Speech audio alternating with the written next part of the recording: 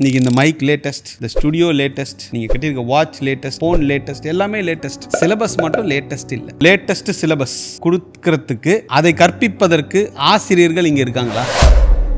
நீங்கள் இந்த கோர்ஸ் தான் படித்தா வேலை வாய்ப்பு கிடைக்கும், அந்த கோர்ஸ் தான் படித்தா வேலை வாய்ப்பு கிடைக்கும்லாம் கிடையாது. எல்லா துறைகளுக்கும் வேலை வாய்ப்புகள் இருக்குது. அதை பெறுவதற்குண்டான திறன் நம்மக்கிட்ட இருக்கான்றது தான் இன்னைக்கு கொஸ்டின் மார்க். இன்னைக்கு வேர்ல்டே ஸ்ட்ரெஸ்ல சுற்றிட்டு இருக்கு. இன்னைக்கு சைக்காலஜிஸ்ட்டுக்கு அவ்வளோ டிமாண்ட் இருக்குது. இன்னைக்கு இந்த சிமெண்ட்டு இதெல்லாம் தாண்டி இன்னைக்கு ஸ்டீல் பேஸ்ட் ஸ்ட்ரக்சர்ஸ்க்கு போயாச்சு. சிவில் இன்ஜினியரிங், எலக்ட்ரானிக்ஸில் குவாண்டம் கம்ப்யூட்டிங், அட்வான்ஸ்டு செமிகண்டக்டர்ஸ் இதெல்லாமே வந்துருச்சு. ஆனால் இதெல்லாம் நம்ம சிலபஸில் வரல. உங்கள் வீடு இங்கே இருக்குது, காலேஜ் எதிர்த்தாப்புல இருக்குது, எப்படி போவீங்க? ரோட கிராஸ் பண்ணி போவீங்க, இல்லாட்டி ஒரு யூட்டர்ன் அடிச்சு சேஃபாக போவீங்க. நீங்கள் காலேஜ் பஸ்ஸில் தான் போகணும். வீட்டுக்கு எதிர்த்தாப்புல காலேஜ் இருக்கு, நீங்க காலேஜ் பஸ்ல தான். காலேஜ் பஸ்ல வந்தாதான் என்ட்ரி. சார் வீடு எதிர்த்தாப்புல இருக்கு, காலேஜ் பஸ்ல வாப்பா, அதுக்கு எவ்வளவு ஃபீஸ்? அது கட்டு. Food compulsory. காலைல 7:30 மணிக்கு சாப்பிட்டே ஆகும். மதியமும் நாங்களே போறோம், அதை நீங்க சாப்பிட்டு தான் ஆகணும். நீங்க சாப்பிடலாம் பரவாயில்ல, மெஸ் கம்பல்சரி. நம்ம என்ன பண்ணிடுறோம்னா, இன்ஜினியரிங் மனப்பாடம் செய்து படிக்கக்கூடிய கல்வி கூடங்கள்ல படிச்சிடறோம். மெடிசனுக்கு தேவையில்லாம அப்ராட் போய் மாட்டிக்கிறோம். இதுதான் இன்றைய யூஜி நிலை. இதுக்கும் தாண்டி இன்னைக்கு அடுத்த புது பிரச்சனை என்னன்னா,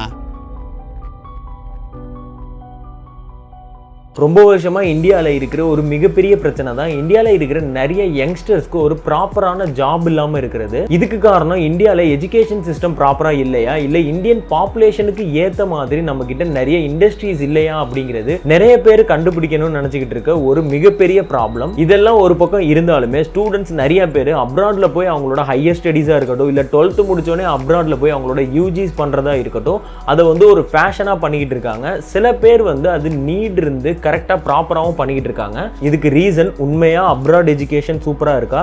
இந்தியன் எஜுகேஷன் சிஸ்டம்க்கும் அப்ராடில் இருக்கிற எஜுகேஷன் சிஸ்டம்க்கு என்ன டிஃப்ரென்ஸ்?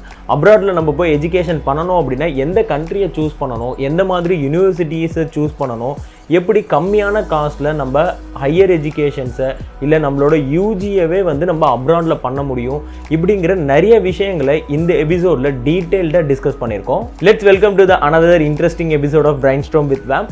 இந்த எபிசோடில் நம்மளோட ஸ்பெஷல் கெஸ்ட் ஈரோப் ஸ்டடி சென்டரோட டைரக்டர் மிஸ்டர் சிவராமன். இவங்க கிட்டத்தட்ட 15 வருஷமாக ஈரோப் ஸ்டடி சென்டர் மூலியமா 1000க்கும் மேற்பட்ட மாணவர்களை ஈரோப்புக்கு ஸ்டடீஸ்க்கு அனுப்பியிருக்காங்க. இவங்களோட எக்ஸ்பீரியன்ஸ்ல இருந்து இந்தியன் எஜுகேஷன் சிஸ்டம்ல என்ன மாதிரியான ப்ராப்ளம்ஸ் இருக்கு, எதனால ஸ்டூடெண்ட்ஸ் எல்லாம் அப்ராட் எஜுகேஷனை சூஸ் பண்றாங்க, அப்ராட்ல படிக்கணும் அப்படின்னா எந்த மாதிரியான யூனிவர்சிட்டிஸை சூஸ் பண்ணணும், எந்த மாதிரியான கண்ட்ரீஸ்ல நம்ம படிச்சா சேஃபா நல்ல பெட்டரா படிக்க முடியும் அப்படிங்கிறதெல்லாம் டீட்டெயில்டா டிஸ்கஸ் பண்ணியிருக்கோம். நீங்க ஒரு ஸ்டூடெண்டா இருந்தாலும் சரி, இல்லை ஒரு பேரண்ட்ஸா இருந்தாலும் சரி, ஒரு காமன் மேனா இருந்தாலும் சரி, இந்த எபிசோட்ஸ்ல உங்களுக்கு நிறையவே வேல்யூஸ் கிடைக்கும். ஸோ இந்த எபிசோட ஃபுல்லா பாருங்க, கேளுங்க, உங்களோட தாட்ஸை கமெண்ட்ஸ்ல ஷேர் பண்ணுங்க. Now let's get into the convo with mister Sivaraman.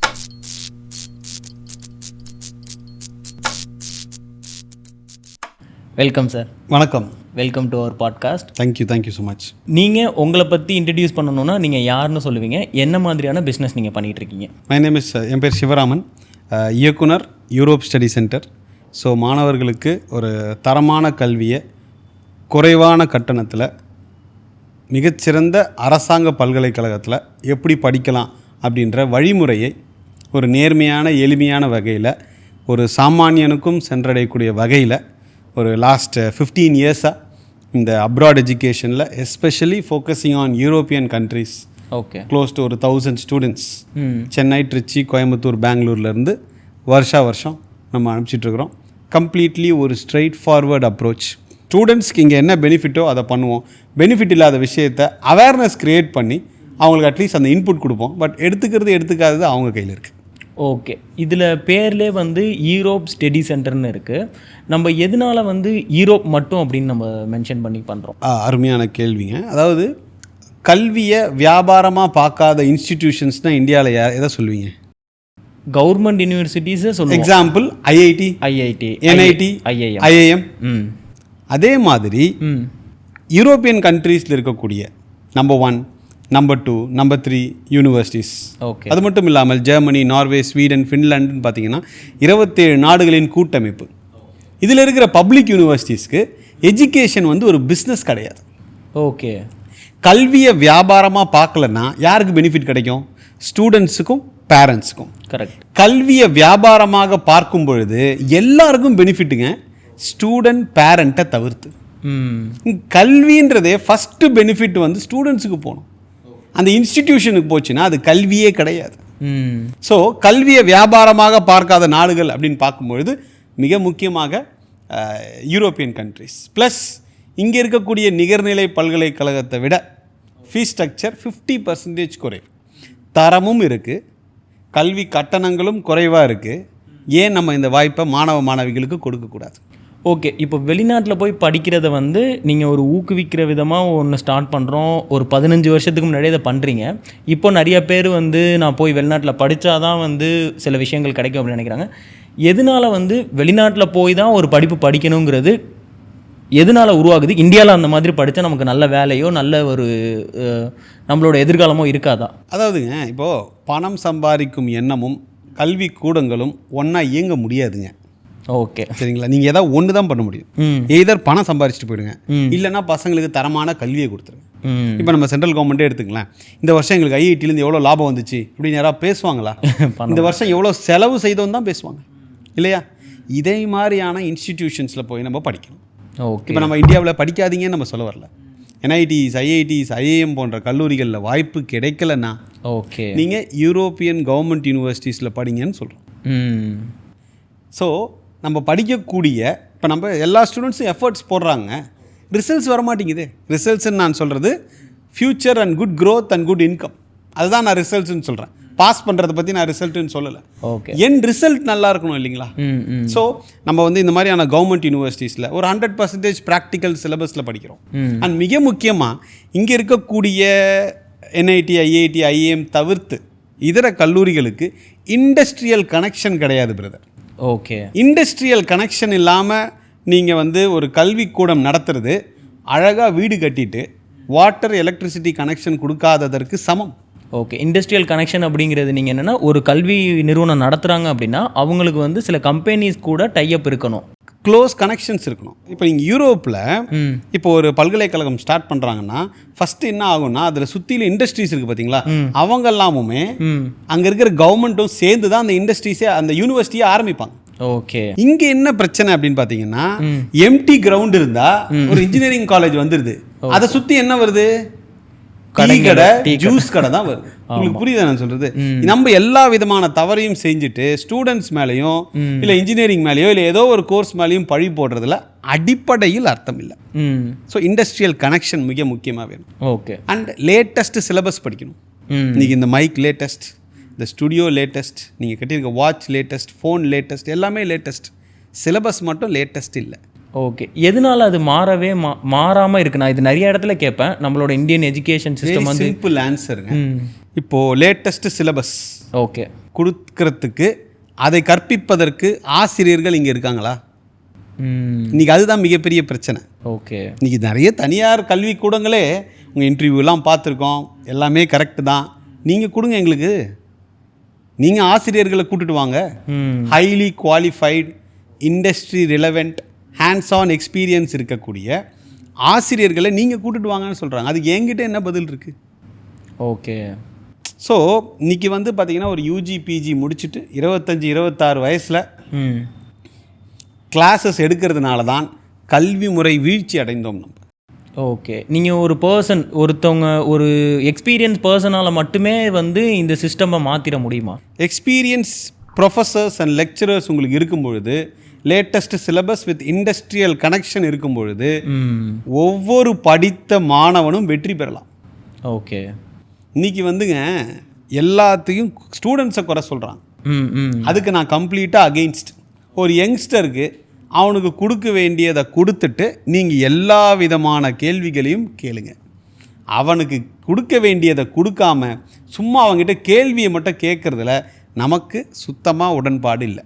அவன் படிக்கிறான், படித்து முடித்து அவன் ஃபஸ்ட் கிளாஸில் பாஸ் பண்ணி வர்றான். அவன் எதிர்பார்க்கறது பெருமளவு சம்பளம்லாம் இல்லைங்க, ஒரு டீசெண்டான என்னங்க அவனை பார்த்துக்கக்கூடிய லெவலில் இருக்கக்கூடிய ஒரு சேலரி அவன் எதிர்பார்த்து அவன் அந்த படிப்பை படிக்கிறான், டீசெண்டான மார்க்கை வாங்கி அவன் படித்து முடிக்கிறான். ஓகே, பட் அதற்குண்டான பிரதிபலன்கள் அவனுக்கு இல்லைன்னும் போது இந்த கல்வி எதற்குன்ற கேள்வி வருது இல்லையா? கரெக்டு. இதை தான் நம்ம இங்கே பதிவு செய்கிறோம். அதாவது படிக்கிற கல்வியில் எந்த பிரச்சனையும் இல்லை, அந்த கல்வி முறையிலையும் இந்த கற்பிப்பவர்கள் இருக்காங்க இல்லையா, இந்த லெக்சரர்ஸ், ப்ரொஃபஸர்ஸ், இவங்கெல்லாம் பார்த்தீங்கன்னா இண்டஸ்ட்ரியல் கனெக்ஷனே இல்லாமல் இவங்களுமே ஒருவேளை பிஹெச்டி படிச்சிருந்தா கூட புக் லெவல் நாலேஜ் தான். ஓகே. இப்போ மக்களுக்கு எளிதாக புரியணும் அப்படி ஒரு ஈஸி எக்ஸாம்பிள் அப்படின்னு பார்த்தீங்கன்னா ஒரு சிங்கிள் ஃப்ளோர் இல்லை ஒரு 2-3 ஃப்ளோர் பில்டிங் கூட கட்டாதவங்க ஓகே சிவில் இன்ஜினியரிங்கை பற்றி பேசினா என்ன பிரயோஜனம் இருக்கும்? நான் சொல்கிறது ஒரு எலிமெண்ட்ரி எக்ஸாம்பிள். மக்களுக்கு கட்டிடம் சிவில் அப்படின்னா டக்குன்னு புரியும். ஓகே. நீங்கள் செங்கல் இந்த சிமெண்ட் எதுவுமே தொடாமல் நீங்கள் வந்து 8 ஸ்டோரி பில்டிங்க்கு இந்த கால்குலேஷன், 10 ஸ்டோரி பில்டிங்னா இந்த ஒரு கால்குலேஷன் சும்மா வேர்பலாக சொல்கிறதுல எந்த ஒரு பயனும் இருக்காது. இப்போது இப்போ எப்படி ஃபார் எக்ஸாம்பிள் ஒரு 25 இயர் ஓல்டு ஒரு பையன் பொண்ணு அவங்க அப்பா அம்மா குழந்தைகளை வளர்ப்பது எப்படின்னு பேசுனா தான் இப்படி இருக்கும். இதே வந்து இப்போ தான் அந்த பையனுக்கு ஃபஸ்ட்டு பர்த்டே அவர்கிட்ட கொடுத்துட்டு சார் குழந்தை வளர்ப்பது எப்படின்னு கேட்டால் இவரும் பேசுவார். ஆனால் யார் பேசுறதுல லாஜிக் இருக்கும், யார் பேசுறதுல சப்ஸ்டன்ஸ் இருக்கும்? கரெக்ட். அனுபவம் சார்ந்த ஒரு இன்னைக்கு ஆசிரியருக்கும் மாணவனுக்கும் வயது வித்தியாசமே 4 to 5 இயர்ஸ். கரெக்ட். பைக்கில் ஒன்றா காலேஜுக்கு வர்றாங்க, அவன் டைஸில் ஏறிடுறான், இவன் சீட்டில் உட்காடுறான். இதுதான் வித்தியாசம் இன்னைக்கு. பட் இப்போ நீங்கள் யூரோப்பியன் கண்ட்ரிஸ் மட்டும் இல்லைங்க, எந்த நாடுகளாக இருந்தாலும் அந்த நாட்டின் தலை சிறந்த பல்கலைக்கழகங்கள் எல்லாமே பார்த்தீங்கன்னா அந்த ப்ரொஃபஸர் ஃபர்ஸ்ட் ஆஃப் வந்து இண்டஸ்ட்ரீஸில் டைம் ஸ்பெண்ட் பண்ணுறார். ஓகே. செகண்ட் ஆஃபில் கிளாஸ் எடுக்கிறார், இல்லை வைசி வர்ஸா, இல்லை ஒரு வாரம் ஃபுல்லாகவே he will be on an industrial visit, then அடுத்த வாரம் ஃபுல்லாக கிளாஸஸ். ஸோ லேட்டஸ்ட்டாக இருக்கிறதுக்கான இது ஒரு வழி. என்னென்னா அந்த இண்டஸ்ட்ரியில் என்னென்ன நடக்குதுன்னு நமக்கு வந்து அப் டு டேட் தெரிஞ்சுக்கிட்டே இருக்கும். அதை வந்து ஸ்டூடெண்ட்ஸ்க்கு வந்து நம்ம கன்வே பண்ண முடியும். எக்ஸாக்ட்லி. இதை தான் இங்கே இருக்கக்கூடிய ஐஐடிஸ், என்ஐடிஸ், ஐஏஎம்மில் நடக்குது. ஓகே. இப்போ நான் வந்து ஒரு நார்மலான ஒரு பையன் ஒரு கவர்மெண்ட் ஸ்கூலில் படிச்சிருக்கேன். நான் வந்து மேற்படிப்பு படிக்கணும், என்னால் இந்த ஐஐடி இந்த எக்ஸாம்ஸை கிராக் பண்ண முடியல அப்படின்னா நான் உடனே அப்ராட் தான் சூஸ் பண்ணணுமா? அதாவதுங்க இப்போ பார்த்தீங்கன்னா இப்போது எல்லாருக்கும் நீங்கள் சொன்ன பாயிண்ட் ரொம்ப வேலிடான பாயிண்ட். இந்தியா மாதிரியான ஒரு ஹைலி பாப்புலேட்டட் கண்ட்ரியில் ஐஐடி, என்ஐடி, ஐஏஎம்லலாம் சீட்டு வாங்குறதுன்றது மிகவும் மிகவும் மிகவும் சேலஞ்சிங்கான ஒரு விஷயம். ஓகே.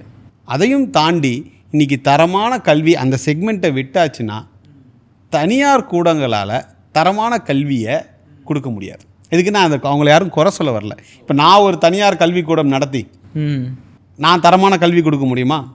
சிவராமனாலையும் முடியாதுங்க. ஓகே. எப்போ நீங்கள் எக்ஸல் ஃபைலை போட்டு லாப நஷ்ட கணக்கு போட்டுட்டிங்களோ அந்த நொடி அது கல்வி இல்லை. ஓகே. ஆனால் கல்வியை வந்து ஒரு சர்வீஸாக தான் பண்ணணும். அப்படிங்க சர்வீஸாக பண்ணால் தான் ஸ்டூடெண்ட்ஸ் பேரண்ட்ஸுக்கு பெனிஃபிட்டுங்க.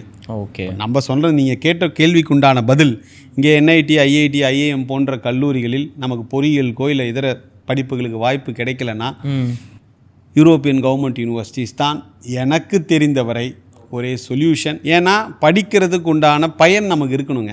அண்ட் ஒரு மாணவனோ மாணவியோ படிக்கிறாங்கன்னா அவங்களுக்கு படித்து முடித்தவுடன் அவர்களுக்கு வேலை வாய்ப்பும் வேலை கிடைக்கும் அந்த திறனை வந்து அவங்க பெறணும். ஓகே. வேலை வாய்ப்பை பெறக்கூடிய திறன் கொடுக்காத கல்வி எதற்கு பிரதர்? இதை யார் கேட்குறான்னா இன்றைக்கி 12th முடித்த பையன் கேட்குறான். எங்கள் அண்ணா 85% வாங்கிட்டார், இன்றைக்கி ஒரு சொற்ப சம்பளம் தான் வாங்குறாரு, அதுக்கே வாரத்துக்கு 6 நாள் தூங்காமல் சாப்பிடாமல் வேலை செஞ்சு ஹெவி ஸ்ட்ரெஸ்ஸில் இருக்கிறாரு. அதே சம்பளம் கிட்டத்தட்ட நான் 12th முடிச்சுட்டே எனக்கு ஒரு கம்பெனி கொடுக்குது, நான் இந்த டெலிவரி அந்த டெலிவரியிலே எனக்கு இந்த சம்பளம் கிடைக்குதுன்னும் போது அந்த யங்ஸ்டர்கிட்ட நீங்கள் என்ன பதில் சொல்லுவீங்க? இப்போது வெளிநாடு போகணும் அப்படின்னு இப்போ அந்த 12th பையன் வந்து நினைக்கிறான், அவன் போய் இந்த மாதிரியான விஷயத்துக்கு தான் நம்ம வெளிநாடு போகணும். இப்போ வந்து 12th முடிச்சுட்டு என்னோடய யூஜி பண்ணுறதுக்கு நான் வெளிநாடு போகணும், இல்லை பிஜி பண்ணுறதுக்கு வெளிநாடு போகணும். இந்த மாதிரி வந்து அப்ராடில் போய் படிக்கிறதுக்கு எந்த மாதிரியான டைம் வந்து கரெக்டாக இருக்கும்? பெஸ்ட்டு வந்து ஒரு 17-18 year old youngster, 12th boy or girl 12th முடிச்சுட்டு இல்லை இங்கே டிப்ளமோ முடிச்சுட்டு லேட்டரல் என்ட்ரி மாதிரி அந்த ஒரு 17-18 இயர்ஸில் அந்த பையனோ பொண்ணோ பேக்கை பேக் பண்ணிவிட்டு ஒரு வேர்ல்டை எக்ஸ்ப்ளோர் பண்ண போகிறத விட பெட்டரான ஒரு விஷயம் இருக்குதுன்னு நீங்கள் சொல்ல முடியுமா? கரெக்ட். நீங்கள் சும்மா இங்கே 6 மணிக்கு பஸ் வரும், அதே ஸ்பாட்டில் நிற்கணும். நீங்கள் ஐடி கார்டை போட்டு நீட் ஃபார்மல்ஸில் நீங்கள் 6 மணிக்கு நிற்கணும். 6 மணிக்கு பஸ்ஸு வரும், அதே பஸ்ஸில் போய் திருப்பி உங்களை 6 மணிக்கு வந்து இறக்கி விட்ருவான், திருப்பி நீங்கள் வீட்டுக்கு போயிடுவீங்க. எந்த எக்ஸ்போஷரும் கிடையாது. நம்ம எல்லாருக்கும் என்ன சொல்கிறோம், வர்ற ஆஃபீஸ்க்கு வர்ற யங்ஸ்டர்ஸ் கிட்ட என்ன சொல்கிறோம், life is once, travel, meet lot of people, get expose to lot of new culture, make friends all across the globe. சும்மா ஃபோன் எடுத்து ரமேஷ் சுரேஷ் மட்டும் வச்சுருந்தா ஒரு பிரோஜனமும் இல்லை. உங்களுக்கு ஒரு 60 கண்ட்ரீஸ்க்குண்ட இல்லை அட்லீஸ்ட் 50-60 கண்ட்ரீஸில் உங்களுக்கு கான்டாக்ட்ஸ் இருக்கணும். இது எல்லாம் பண்ணுறதுக்கு எங்கள் தாத்தா பாட்டி சொத்தை விற்கிறேன், எங்கள் அப்பா சம்பாதிச்சது ஃபுல்லாத்தையும் நான் கரைக்கிறேன், 80 லட்சம் லோன் வேணும், இதுவும் தவறு. இந்த மாதிரி தான் நிறைய பேர் நினச்சிக்கிறாங்க. இப்போ வந்து இந்த மோட்டிவேஷன் எல்லாருக்குமே இருக்குது. மோட்டிவேஷன்னா நான் எதை சொல்கிறேன்னா, அப்ராட் போய் படிக்கணும், நான் 12th முடித்தோடனே போனால் யூஎஸ் தான் போவேன், அங்கே தான் ஸ்டடீஸ் பண்ணுவேன், என்ன கோர்ஸ்னு தெரியாது, அந்த காலேஜ் நேமு தெரியாது, எதுவும் தெரியாது, கண்ட்ரியை மட்டும் சூஸ் பண்ணிடுவாங்க. இதில் வந்து எதை வந்து நம்ம வந்து கரெக்டாக எப்படி கொண்டு போகணும்? அதை ஃபஸ்ட்டு வந்து என்னென்னு பார்த்தீங்கன்னா, நமக்கு வந்து என்ன சப்ஜெக்ட்ஸ் பிடிக்குதுன்றதை பார்க்கணும். அந்த சப்ஜெக்ட்டுக்கு உண்டான வேலை வாய்ப்புகள் இன்றைக்கி ஜென்ரலாக இருக்குதான்றதை பார்க்கணும். ஓகே. ரெண்டாவது, அது சில பேர் ஒத்துக்கலாம், சில பேர் ஒத்துக்காமல் இருக்கலாம். எனக்கு வந்து எந்த ஒரு மாணவனும் அவங்க என்ன மாதிரியான ஃபினான்ஷியல் சூழலிருந்து வந்தாலும் சரி பிரதர், எனக்கு அதிகப்படியான கடன்லாம் வாங்கி படிக்கிறதுல எனக்கு உடன்பாடு இல்லை. ஓகே. தரமான கல்வி, அதுக்குன்ட்டு காஸ்ட்டை கம்மி பண்ணுறதுக்காக குவாலிட்டியை நம்ம கம்மி பண்ண மாட்டோம், புரியுதுங்களா? ஸோ குவாலிட்டி காம்ப்ரமைஸ் பண்ணாமல் தரமான கல்வி, அது குறைவான கட்டணத்தில், அதாவது ஒரு ஃப்ரீ எஜுகேஷன்லேயோ இல்லை ஒரு 3 lakhs per year ஃபீஸ் ஸ்ட்ரக்சரில் படிக்கக்கூடிய ஒரு வாய்ப்பு இருக்கும்பொழுது ஒரு யூஜிலேயே அதை ஏன் அந்த பையன் ஸ்டூடெண்ட் வந்து யூஸ் பண்ணிக்கக்கூடாது? ஓகே. அதுக்கு எந்த மாதிரியான குவாலிஃபிகேஷன் வேணும்? இப்போ நான் எல்லாராலையும் அந்த 3 lakhsல மிக முக்கியமான ஒரு குவாலிஃபிகேஷன் என்னென்னு பார்த்தீங்கன்னாங்க, ஸ்டூடெண்ட்டுக்கு இன்ட்ரெஸ்ட் இருக்கும். ஓகே. Confidence, clarity. பட் அவங்களுக்கு இருந்தாலும் நம்ம எதிர்த்து வீட்டு அங்கிள்னு ஒருத்தர் இருப்பார் இல்லையா, எல்லாம் தெரிந்தவர். அப்புறம் ஃபேமிலியில் 2 பேர் இருப்பாங்க, அங்கிள் ஆண்டிஸ். அவங்க ஒரு 40-50 கண்ட்ரிக்கு இப்போ ட்ராவல் பண்ணியிருப்பாங்க. நம்ம பேரண்ட்ஸுக்கு இவர்கள் சொல்வது தான் வேதவாக்கு. ஓகே. அவங்க என்ன சொல்லுவாங்கன்னா, ஃபஸ்ட்டு ஏன் நம்ம குழந்தைய பேச்சுலர்ஸ்க்கே அனுப்புகிறேன், அங்கே ஹாஸ்டல் நல்லா இருக்குமா, குழந்தை சாப்பாட்டுக்கு என்ன பண்ணணும், நம்ம பிரச்சனைகள்லாம் ஒன்றும் இதை சுற்றியே இருக்குது. கரெக்ட். இன்றைக்கி மற்ற நாடுகள் பார்த்திங்கன்னா கல்விக்கூடங்களில் ஒரு 3D பிரிண்டரில் ஒரு ராக்கெட்டை டிசைன் பண்ணி லான்ச் பண்ணுற, லிட்ரல் சென்ஸில் நான் சொல்கிறேன், அந்த லெவலில் போயிட்டுருக்கு. பட் இன்னும் நம்ம இங்கே உட்காந்து ரெக்கார்ட் நோட் எழுதுறது, புரியுதுங்களா, இந்த observation, red pen, blue pen, page number, எந்த பயனற்ற செயலை நம்ம பண்ணிகிட்ருக்கிறோம். கல்விக்கூடங்கள் ஏன் இதை செய்ய சொல்கிறாங்க அப்படின்னு பார்த்தீங்கன்னா, ஸ்டூடெண்ட்ஸை நாங்கள் பிஸியாக வச்சுருக்கோம். எதுக்கு பிஸியாக வச்சு என்ன பண்ண போகிறீங்க? ஸோ ஒரு பேச்சுலர்ஸ்க்கே போகணும் அப்படின்னு சொல்லி பார்த்தீங்கன்னா பேரண்ட்ஸோடைய சப்போர்ட் வேணும். ரெண்டாவது, ஸ்டூடெண்ட்டுக்கு interest. Okay. Abundant interest, focus, இது ரெண்டும் இருந்துச்சுன்னா என்ன பிரச்சனை இருக்குது? ஓகே. இந்த 12th வந்து இவ்வளோ மார்க் வாங்கணும், ஒரு நல்ல மார்க்ஸ் இருக்குங்க. அதுக்கு நம்ம வந்து ஒரு 40-45% அனுப்ப முடியாது. எல்லாத்துலேயும் ஒரு பேசிக் மார்க்ஸ் நமக்கு தேவைதான். அண்ட் மேக்ஸ் முக்கியமாக இருக்கணும். இதை பார்க்கக்கூடிய பெற்றோர்கள் முக்கியமாக நீங்கள் பார்த்தீங்கன்னா, இன்றைக்கி வந்து ஸ்கூல்ஸுமே பார்த்தீங்கன்னா பிரதர், என்னென்னலாம் அவங்களுக்கு கம்ஃபர்டபுளாக இருக்குமோ அவங்க சீட்ஸை ஃபில்அப் பண்ணுமோ பண்ணிடுறாங்க. ஓகே. இப்போ நிறைய பேருக்கு மேத்தமேட்டிக்ஸே இல்லை. மேத்தமேட்டிக்ஸ் இல்லாமல் எப்படி நம்ம கல்லூரிகள் தேர்ந்தெடுப்பது? ஓகே. இந்த மேக்ஸ் அப்படிங்கிறது அங்கே நம்ம அப்ளிகேஷன் போட்டு ஃபில்டர் பண்ணுற ப்ராசஸ்லையும் ஜென்ரலாகவே பார்த்தீங்கன்னா பிரதர், நீங்கள் மேத்தமேட்டிக்ஸ் எடுக்கலைன்னா உங்களுக்கு ஸ்ட்ரெயிட்டாகவே 85% of the course options gone. Okay. இங்கே பெற்றோர்களுக்குமே என்ன பண்ணுறது என்ன விடுறதுனே தெரில. பெற்றோர்களுக்கு ஒரு ஸ்கூலோடைய பிரின்சிபல் சொல்கிறது தானே வேதவாக்கு. ஆமாம். அவர் தான் நம்ம வந்து பெருசாக நம்ம பார்க்குறோம். அவங்க மேக்ஸ் இல்லைனாலும் பரவாயில்லையே, இன்றைக்கி நிறைய ஆப்பர்ச்சுனிட்டிஸ் இருக்குது, உங்கள் டார்கெட் ஃபில் பண்ணுறதுக்காக நீங்கள் சொல்கிறீங்க. ஓகே. அவன் சேர்த்து மேக்ஸை சேர்த்து வச்சு ஒரு சப்ஜெக்ட்ஸ் படிச்சுன்னா அவனுக்கு 85% மோர் ஆப்ஷன்ஸ் கிடைக்குமேங்க. எத்தனை பேர் இன்றைக்கி ஆஃபீஸ்க்கு வராங்க மேக்ஸ் இல்லாமல்? எல்லாருக்கூடையும் ஒரு 1/2 hour பேசி ஆல் த பெஸ்ட்டுன்னு சொல்லி தான் அனுப்ப முடியும். உடனே பேரண்ட்ஸ் இங்கே இருக்கக்கூடிய கல்லூரிகள்லாம் சேர்த்துக்கிறாங்களே, ஐயா நீங்கள் இங்கே பேச்சுலர்ஸ் ஃபிசிக்ஸ் படிக்கலாம், மாஸ்டர்ஸ் கெமிஸ்ட்ரி படிக்கலாம், பிஹெச்டி பயாலஜியில் படிக்கலாம். யூரோப்பியன் கண்ட்ரீஸோ இல்லை டாப் பப்ளிக் யூனிவர்சிட்டிஸில் இதெல்லாம் பண்ண முடியாது. சிஸ்டம்ஸ், ப்ரோட்டோகால்ஸ், என்ட்ரி ரிக்குவயர்மெண்ட்ஸ் இதெல்லாம் யாருக்காக டிசைன் பண்ணியிருக்காங்க? படிக்கக்கூடிய மாணவனுக்கு அது பயனளிக்க வேண்டும் அப்படின்ட்டு. ஆனால் நம்ம என்ன பண்ணிடுறோன்னா, இன்ஜினியரிங்கை மனப்பாடம் செய்து படிக்கக்கூடிய கல்விக்கூடங்களில் படிச்சிடுறோம். மெடிசனுக்கு தேவையில்லாமல் அப்ராடு போய் மாட்டிக்கிறோம். இதுதான் இன்றைய யூஜி நிலை.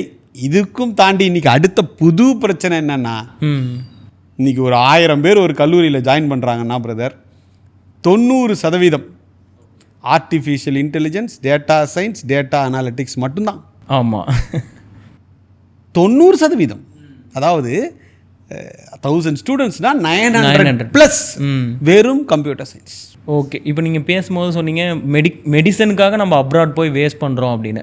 ஆனால் நிறைய பேர் பண்ணுறது என்ன அப்படின்னா, மெடிசன் படிக்கிறவங்க இங்கே இந்தியாவில் படித்தாலுமே சரி கொஞ்சம் வெல்த்தி ஃபேமிலி தான் இருப்பாங்க. ரொம்ப கொஞ்சமான பேர் தான் அவங்க ஸ்டடீஸ் வச்சு நீட் எக்ஸாம் அதெல்லாம் எழுதி கிளியர் பண்ணி மெடிசன் போய் ஜாயின் பண்ணுறாங்க. பட் போல்டாக டிசிஷன்ஸ் எடுக்கிறவங்க வந்து மெடிசன்ஸ் வந்து அப்ராடில் தான் படிக்கணும் அப்படிங்கிற மாதிரி எடுப்பாங்க. அது ஏன் மெடிசன்ஸ் வந்து அப்ராட் வேணாம்? தவறுங்க, அது தவறு. அதில் எந்த ஒரு பயனும் கிடையாது. ப்ளஸ் மக்களுக்கு ஒரு விஷயம் நம்ம கிளியராக என்ன பதிவு செய்கிறோம்னா, எனக்கு ஏதாவது ஒரு விஷயத்துக்கு நோ சொல்கிறதுனால எனக்கு எதுவுமே கிடைக்க போகிறது இல்லை. ஓகே, ஆனால் நமக்கு ஒரு மனசாட்சின்னு ஒன்று இருக்குது. இப்போ அந்த நாடுகளின் பெயரை குறிப்பிடவில்லைன்னு வச்சுக்கலாம். ஏன்னா அந்த இன்டர்வியூ பார்க்குற அந்த பையன் ஃபீல் பண்ணுவான், உண்மைதான் அவனுக்கு தெரியும், but he will feel bad. அதனால அந்த நாடுகளின் பெயரை நான் குறிப்பிட விரும்பவில்லை. ஓகே, அந்த நாட்டிலலாம் இந்த எம்பிபிஎஸ்க்கு அனுப்புகிறாங்க இல்லையா, இந்த ஏஜென்ட்ஸ் கன்சல்டன்ட்ஸ், அந்த ஸ்டூடெண்ட்ஸ் கிட்ட நீங்கள் ட்ரீட்மெண்ட் எடுத்துப்பீங்களா படித்து முடிச்சுட்டு? அவங்க படித்து முடிச்சுட்டு வந்தா? ஓகே, அந்த அளவுக்கு மனசாட்சி இருக்கணும் பிரதர். இந்த மைக்கு விற்றா கூட நம்ம பணம் சம்பாதிக்கலாம். அந்த ஸ்டூடெண்ட்ஸுடைய கெரியரை நசுக்கி பணம் சம்பாதிக்கக்கூடாது. ஒரு எத்திக்ஸ் வேணும், எல்லாத்துலேயுமே ஒரு எத்திக்ஸ் வேணும். ஓகே, ஸோ நாங்கள் மெடிசன் பொறுத்த வரைக்கும் பெற்றோர்களுக்கு வெரி கிளியராக நான் சொல்லிடுறேன், ஒரே பாயிண்ட். அது நீங்கள் எத்தனை டாக்டர்ஸ் கிட்ட வேணால் கேட்டு செக் பண்ணிக்கங்க. ஓகே, இந்தியாவில் இருக்கக்கூடிய அரசாங்க கல்லூரியில் ஃப்ரீ சீட்டில் படிக்கிறது தான் மெடிசன். அது எவ்வளோ ஃபீஸ் ஸ்ட்ரக்சர் நினைக்கிறீங்க? 5000, 6000, 10,000 பர் இயர் ஃபீஸ் ஸ்ட்ரக்சர் கட்டி படிக்கிறாங்க பார்த்தீங்களா அரசாங்க கல்லூரிகளில் ஃப்ரீ சீட்டில். ஓகே, அதுதான் மருத்துவம். நீங்கள் பேஷன்ஸ் இல்லாமல் மருத்துவம் படிக்கிறதும் மனப்பாடம் செய்து பொறியியல் படிப்பதுனாலும் எந்த ஒரு பயனும் இல்லை. மெடிசன் பொறுத்த வரைக்கும் இந்தியாவில் படிக்கிறது தான் இந்தியன் கவர்மெண்ட் மெடிக்கல் காலேஜஸ்க்கு நிகர் உலகத்தில் எதுவும். ஓகே, ஸோ இங்கேயும் ஒரு எஜுகேஷன் சிஸ்டம் நல்லா இருக்குது. இந்த மெடிக்கல் இண்டஸ்ட்ரியை பொறுத்த வரைக்கும் தாராளமாக கவர்மெண்ட் மெடிக்கல் காலேஜ் அது எந்த ஸ்டேட்டில் வேணால் இருக்கட்டும், பேக் பண்ணிட்டு போயிட்டே இருங்க. மெடிசன் பொறுத்த வரைக்குங்க சர்வீஸ் டு மேன்கைண்டுங்க. ஓகே, பணம் சம்பாதிப்பதற்காக மருத்துவம் படிப்பவர்களுக்கு எந்த ப்ரோக்ரஸும் இருக்காது. பணத்தை குறிக்கோளாக வைக்காமல் சர்வீஸ் மைண்ட் செட்டில் ஆப்ரேட் பண்ணுற டாக்டர்ஸ், அவங்களுக்கு அந்த சம்பாதிக்கக்கூடிய பணத்தை எண்ண கூட அவங்களுக்கு நேரம் இருக்காது. அந்த எண்ணமே அவங்களுக்கு இருக்காது. புரியுது. I know plenty of doctors more than 20 hours அவங்க ஹாஸ்பிட்டலில் ஸ்பெண்ட் பண்ணுறாங்க.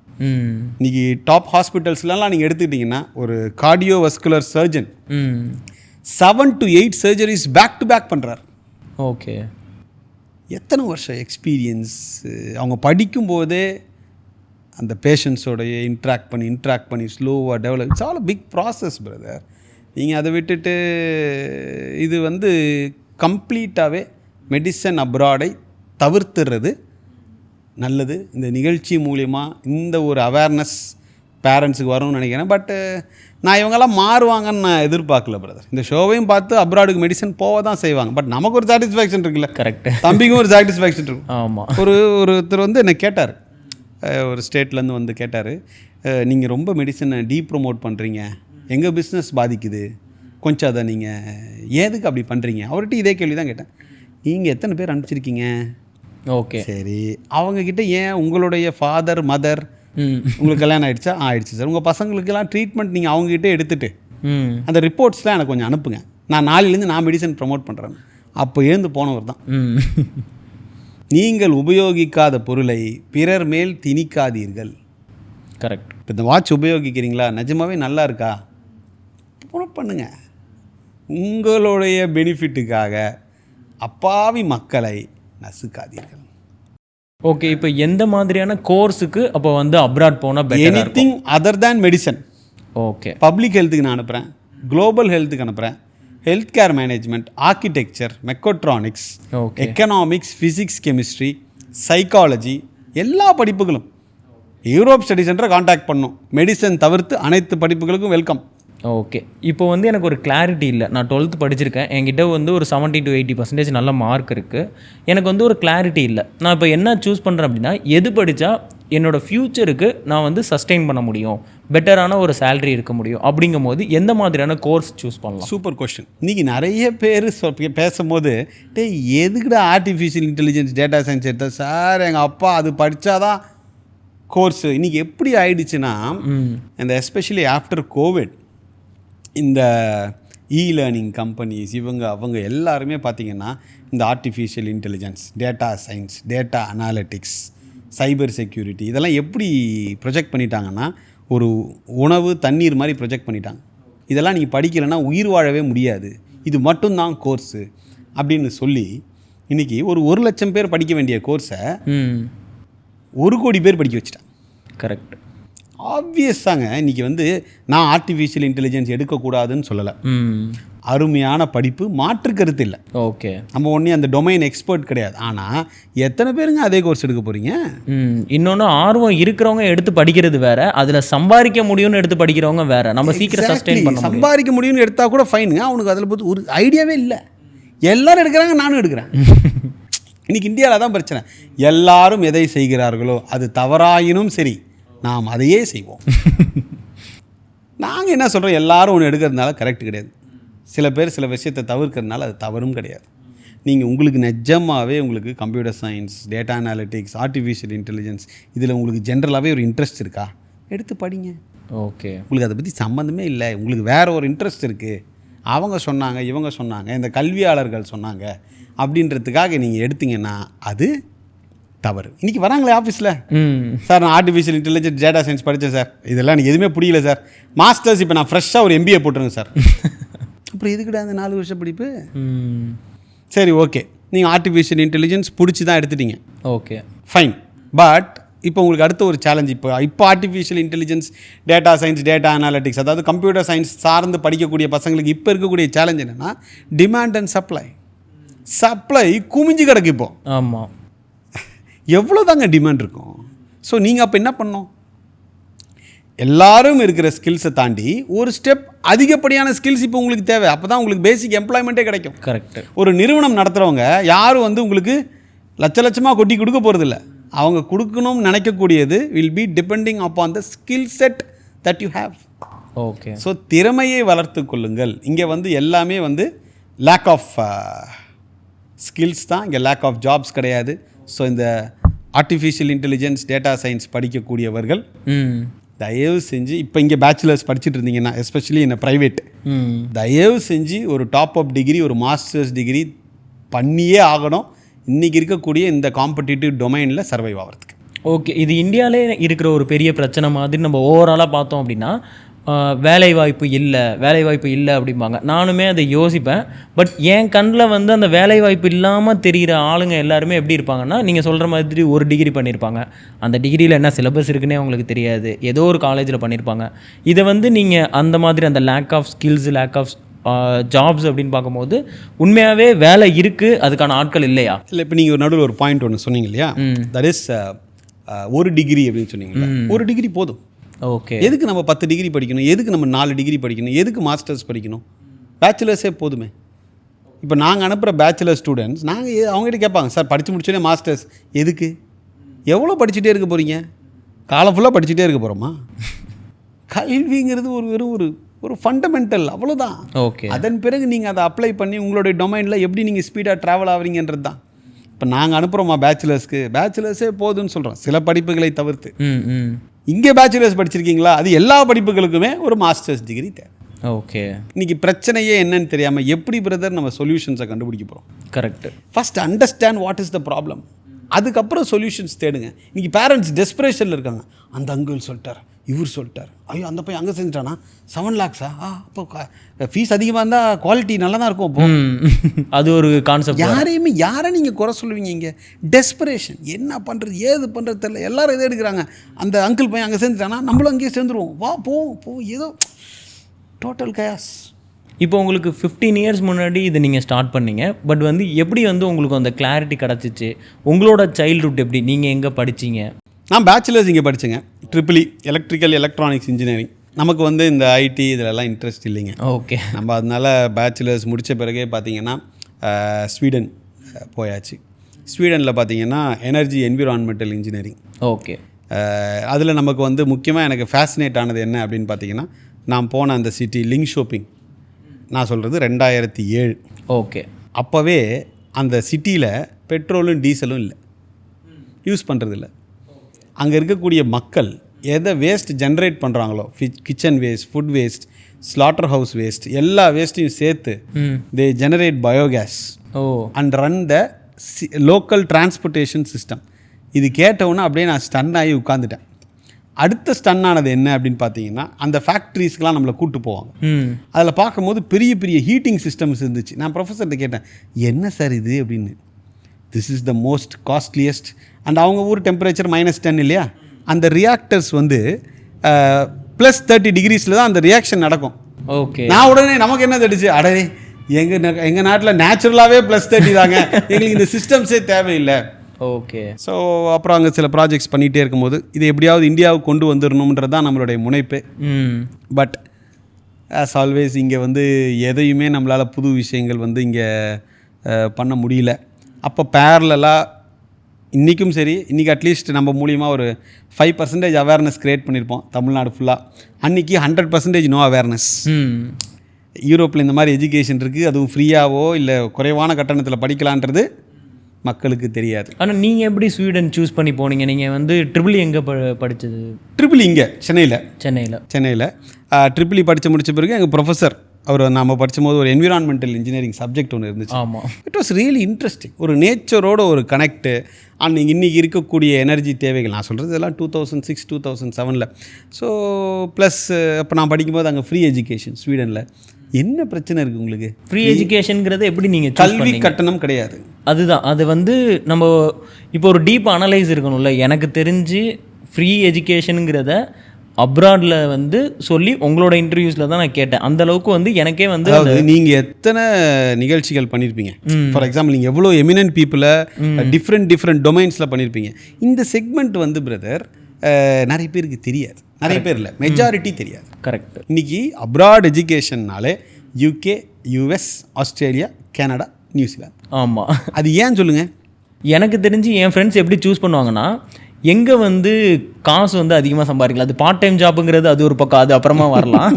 பட் வந்து இப்படி தான் சூஸ் பண்ணுவாங்க. இன்னொன்று என்னென்னா, யூஎஸில் வந்து நான் இந்த கோர்ஸ் படித்தேன் அப்படின்னா எனக்கு வேலை கிடச்சிரும் அப்படிங்கிற ஒரு மித்து மாதிரி இருக்கும். இப்போ நாங்கள் ப்ரமோட் பண்ணுறோம் இல்லைங்களா, Belgium, Germany, Netherlands, France, Portugal, Hungary, Spain, Sweden, France, இந்த கண்ட்ரிஸ் எதுவுமே ஃபேமஸே ஆகாது. ஏன்னா உங்களுக்கு இப்போ ஃபார் எக்ஸாம்பிள் பெல்ஜியம் நீங்கள் எடுத்துக்கிட்டிங்கன்னா அந்த என்டையர் நாடே குறிப்பிட்ட அளவுக்கு தான் வீசாவே கொடுப்பாங்க for Indian students every year. Okay. ஒரு லிமிட் இருக்குது. ஃபார் எக்ஸாம்பிள் ஒரு 200-300 ஸ்டூடெண்ட்ஸ் தாங்க இந்தியாவிலேருந்து மொத்த பெல்ஜியம் கண்ட்ரிக்கே போக முடியும். ஓகே. பட் இதே நீங்கள் வந்து ஒரு UK எடுத்துக்கிட்டின்னு வச்சிங்களேன், ஒரு யூனிவர்சிட்டின்னு வச்சிங்களேன், 2000 பேர் போவான் ஒரே யூனிவர்சிட்டிக்கு. ஓகே. அதுக்கு ஒரு இந்தியன் ஆஃபீஸ் இருக்கும் இங்கே, அதுக்கு ஒரு மேனேஜர் இருப்பார், அவர் எல்லா ஏஜென்ட்ஸ் கன்சல்டன்ஸ் ஆஃபீஸை ஏறி இறங்குவார். 100 ஏஜென்ட் பிடிச்சிடுவாங்க. ஜம்மு காஷ்மீர்லேருந்து கன்னியாகுமரி வரைக்கும் ஏஜென்ட்டுக்கு 10 பேர் 15 பேர் போடு, முடிஞ்சுது. யூகேவும் அதை அலோவ் பண்ணுது. Commercialised education brother. ஓகே. யூகேயில் இருக்கக்கூடிய, இப்போ நான் யூரோப்பில் என்ன சொன்னேன், இப்போ ஜெர்மனியோ நெதர்லாண்ட்ஸோ ஸ்வீடனோ அந்த நாட்டின் நம்பர் 1 நம்பர் 2 இப்போ ஒன்றுமே இல்லை. இப்போ நெதர்லாண்ட்ஸில் number 1 university TU Delft. Okay. Number 2 university Eindhoven. நம்ம அதுக்கு தான் அனுப்புவோம் பசங்களை. Sweden number 1 KTH, number 2 Chalmers. So அந்த நாட்டில் இருக்கக்கூடிய நம்பர் 1 நம்பர் 2. சரி நீங்கள் UK போகிறீங்க, போங்க. சரி நான் கனடா போகிறேன், போங்க. கனடாவில் ஏங்க PG டிப்ளமாவுக்கு போகிறீங்க? கோர்ஸ் சூஸ் பண்ணுறதுலேயும் இருக்குது. PG டிப்ளமா எதுக்கு போகிறீங்க? ஒரு பையன்கிட்ட கேட்குறீங்க, நீங்களே ஒரு இன்டர்வியூ எடுக்கிறீங்க ஒரு யங்ஸ்டர் கிட்ட, உன்னோட ஆம்பிஷன் என்ன? ஆனால் எனக்கு வந்து அந்த நாட்டில் மாஸ்டர்ஸ் படிக்கணும், பேச்சுலர்ஸ் படிக்கணும்னு சொல்லுவான். எனக்கு அந்த நாட்டில் இருக்கக்கூடிய ஒரு குட்டி காலேஜில் எனக்கு ஒரு PG டிப்ளமா கோர்ஸ் படிக்கணும்னு எவனா சொல்லுவானா? கண்டிப்பாக சொல்ல மாட்டான். அப்புறம் அவன் ஏன் சொல்கிறான்னா, இந்த ஏஜென்ட்ஸ் கன்சல்டன்ஸுடைய பண ஆசையினால் PG டிப்ளமாவுக்கு அனுப்பிச்சா அதிக கமிஷன். அவங்கள பொறுத்த வரைக்கும் அப்ராட் எஜுகேஷன்னா எங்களுக்கு கமிஷன் கிடைக்குது, அந்த யூனிவர்சிட்டிக்கு மட்டும்தான் நாங்கள் ஸ்டூடெண்ட்ஸை தள்ளி விடுவோம். கமிஷன்ஸுங்கிறது எப்படி ஒர்க் ஆகும்? இப்போ நீங்கள் அவங்க என்ன சொல்லுவாங்கன்னா, study in UK, get flight ticket free, get laptop free, எங்களுக்கு எந்த சர்வீஸ் சார்ஜும் இல்லைன்னு. உடனே நம்ம பேரண்ட்ஸும் ஸ்டூடெண்ட்ஸுமே வாவ் சூப்பர் அப்படின்றான். ஒரு க்ஷணம் கூட அவன் எப்படி இதை ஃப்ரீயாக பண்ணுறான் அந்த யோசனை இல்லை. அவன் ஸ்டாஃபுக்கு எப்படி சேலரி கொடுக்குறான்? அவங்க ஆஃபீஸுக்கு ஒரு EB பில் இருக்கும் இல்லையா, அது எப்படி அவன் கட்டுறான்? இங்கே என்ன மாடல்னா, இப்போ நீங்கள் கல்லூரிக்கு ஒரு 15 லட்ச ரூபா 10 லட்ச ரூபா ஃபீஸ் ஸ்ட்ரக்சர் கட்டுறீங்கன்னு வச்சுக்கலாம். அதிலிருந்து 15லேருந்து 25% வரைக்கும் அந்த கல்வி கட்டணம் இருக்குல்ல, அது உங்களுக்கு ஏஜென்ட்டுக்கு கமிஷனாக வந்துடும். ஓகே. ஆனால் அது வந்து ஒரு டாக்குமெண்ட்ல இருக்கும்ல, நான் வந்து 15 லட்சம் ரூபாய் இந்த மாதிரி கட்டுறேன். அதே ஃபீஸ் ஸ்ட்ரக்சர் தான் வெப்சைட்லேயும் இருக்கும். ஓகே. இது கமிஷன். நீங்கள் 10 பேர் பிடிச்சி கொடுத்தா இவ்வளோ கமிஷன், 15 பேர் பிடிச்சி கொடுத்தா இவ்வளோ கமிஷன். ஒரு பேரண்ட் கேட்டார், சிவராமன் இவங்களுக்கு ஏதோ கமிஷன் கொடுத்துக்கிறாங்க, எங்களுக்கு என்ன பிரச்சனை, வாட் இஸ் அவர் ப்ராப்ளம், நாங்கள் வெப்சைட்டில் இருக்கிறது தானே கட்டுறோம் அப்படின்னு கேட்குறேன். நான் அவர்கிட்ட என்ன கேட்டேன், சார் ஒரு பிரச்சனையும் இல்லை, ஆனால் எந்த கல்லூரி கமிஷன் கொடுத்து ஆட்களை சேர்க்கும்? எந்த கல்லூரி சேரலையோ, எந்த பொருள் விலை போகலையோ, சூப்பர் மார்க்கெட்டில் அப்படி ஒரு ஸ்டேப்பிள் அடித்து கொடுப்பீங்க இல்லையா, ஒரு ஹேர் ஆயில் பாட்டில் விற்கலைன்னா 2 ஹேர் ஆயில் சேர்த்து இது வெளில போனால் இருக்குன்னு நினச்சிங்களேன். அதுதானே இப்போ ஐஐடி என்ஐடி இந்த மாதிரி ஆளை வச்சு பிடிக்க முடியுமா? கரெக்டு. ஏன் யூகே அனுப்புறீங்கன்னா Oxford, Cambridge, London School of Economics, Imperial College of லண்டனுக்குலாம் அனுப்புங்களேன். அதெல்லாம் அனுப்புறது கிடையாது. அங்கே இருக்கிற சோட்டா மோட்டா யூனிவர்சிட்டிஸ்க்கு அனுப்பிச்சிட்டு பிரச்சனை பண்ணுறது. ப்ளஸ் இப்போ கனடாவில் எடுத்துக்கிட்டிங்கன்னா, நாங்கள் இப்போ அதுக்குன்னு சொல்கிறதுக்காக யூரோப் மட்டும்தான் நீங்கள் போகணும், இதர கல்லூரிக்கு இதர நாட்டுக்கு எங்கேயுமே நீங்கள் போகாதீங்கன்னு சொன்னால் அதில் ஏதாவது லாஜிக் இருக்கா? இருக்காது. இவர் ப்ரொமோட் பண்ணுறதுனால அப்படி சொல்கிறாரோ. நாங்கள் யூஎஸ் போங்கன்னு சொல்கிறோம், டாப் 50 யூனிவர்சிட்டிஸ்.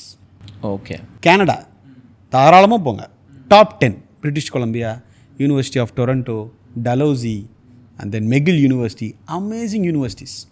அதே மாதிரி சிங்கப்பூர், NUS NTU, தாராளமாக போங்க. அஃப்கோர்ஸ் உங்களுக்கு 90-95% மார்க் வேணும். அப்பா கிட்ட கோடியாக பணம் இருக்கணும். சார் என்கிட்ட பணமும் இருக்குது, மார்க்கும் இருக்குது. ஆல் தி பெஸ்ட் தம்பி, ஆல் தி பெஸ்ட் சிஸ்டர். கிளம்பி போயிட்டே இருக்கு. யூரோப் தான் பெஸ்ட்டு, நீ இங்கே தான் வரணும்னு நான் சொல்ல. அப்போ கேட்டார், அப்போ அது பெஸ்ட்டு தானே கனடாவில்? இது நீங்களே சொல்கிறீங்க பிரிட்டிஷ் கொலம்பியா நல்ல யூனிவர்சிட்டின்னு. Why are you not promoting?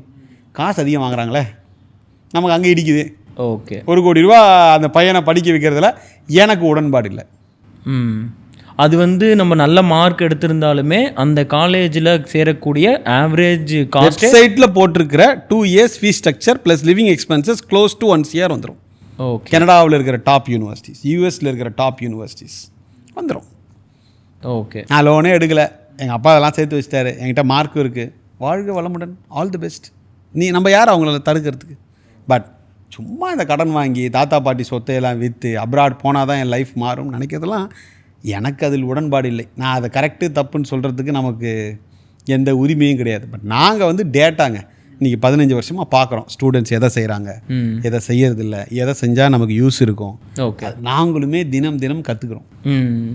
And நாங்கள் படிக்கிற ஸ்டூடெண்ட்ஸ் கிட்ட இருந்து ஃபீட்பேக்ஸ் வாங்குகிறோம். அண்டு எங்களால் முடிந்தவரை latest information, quality information, and படித்தா பயன் இருக்கணும். அண்ட் ப்ளஸ் முன்னாடி நான் ஸ்டார்ட் பண்ணும்போது நல்லா ஞாபகம் இருக்குது, இந்தியாவில் என்ன ஃபீஸ் ஸ்ட்ரக்சரோ இங்கே இருக்கக்கூடிய நிகர்நிலை பல்கலைக்கழகங்களுக்கு யூரோப்லேயும் அதே ஃபீஸ் ஸ்ட்ரக்சர்னு சொன்னோம்.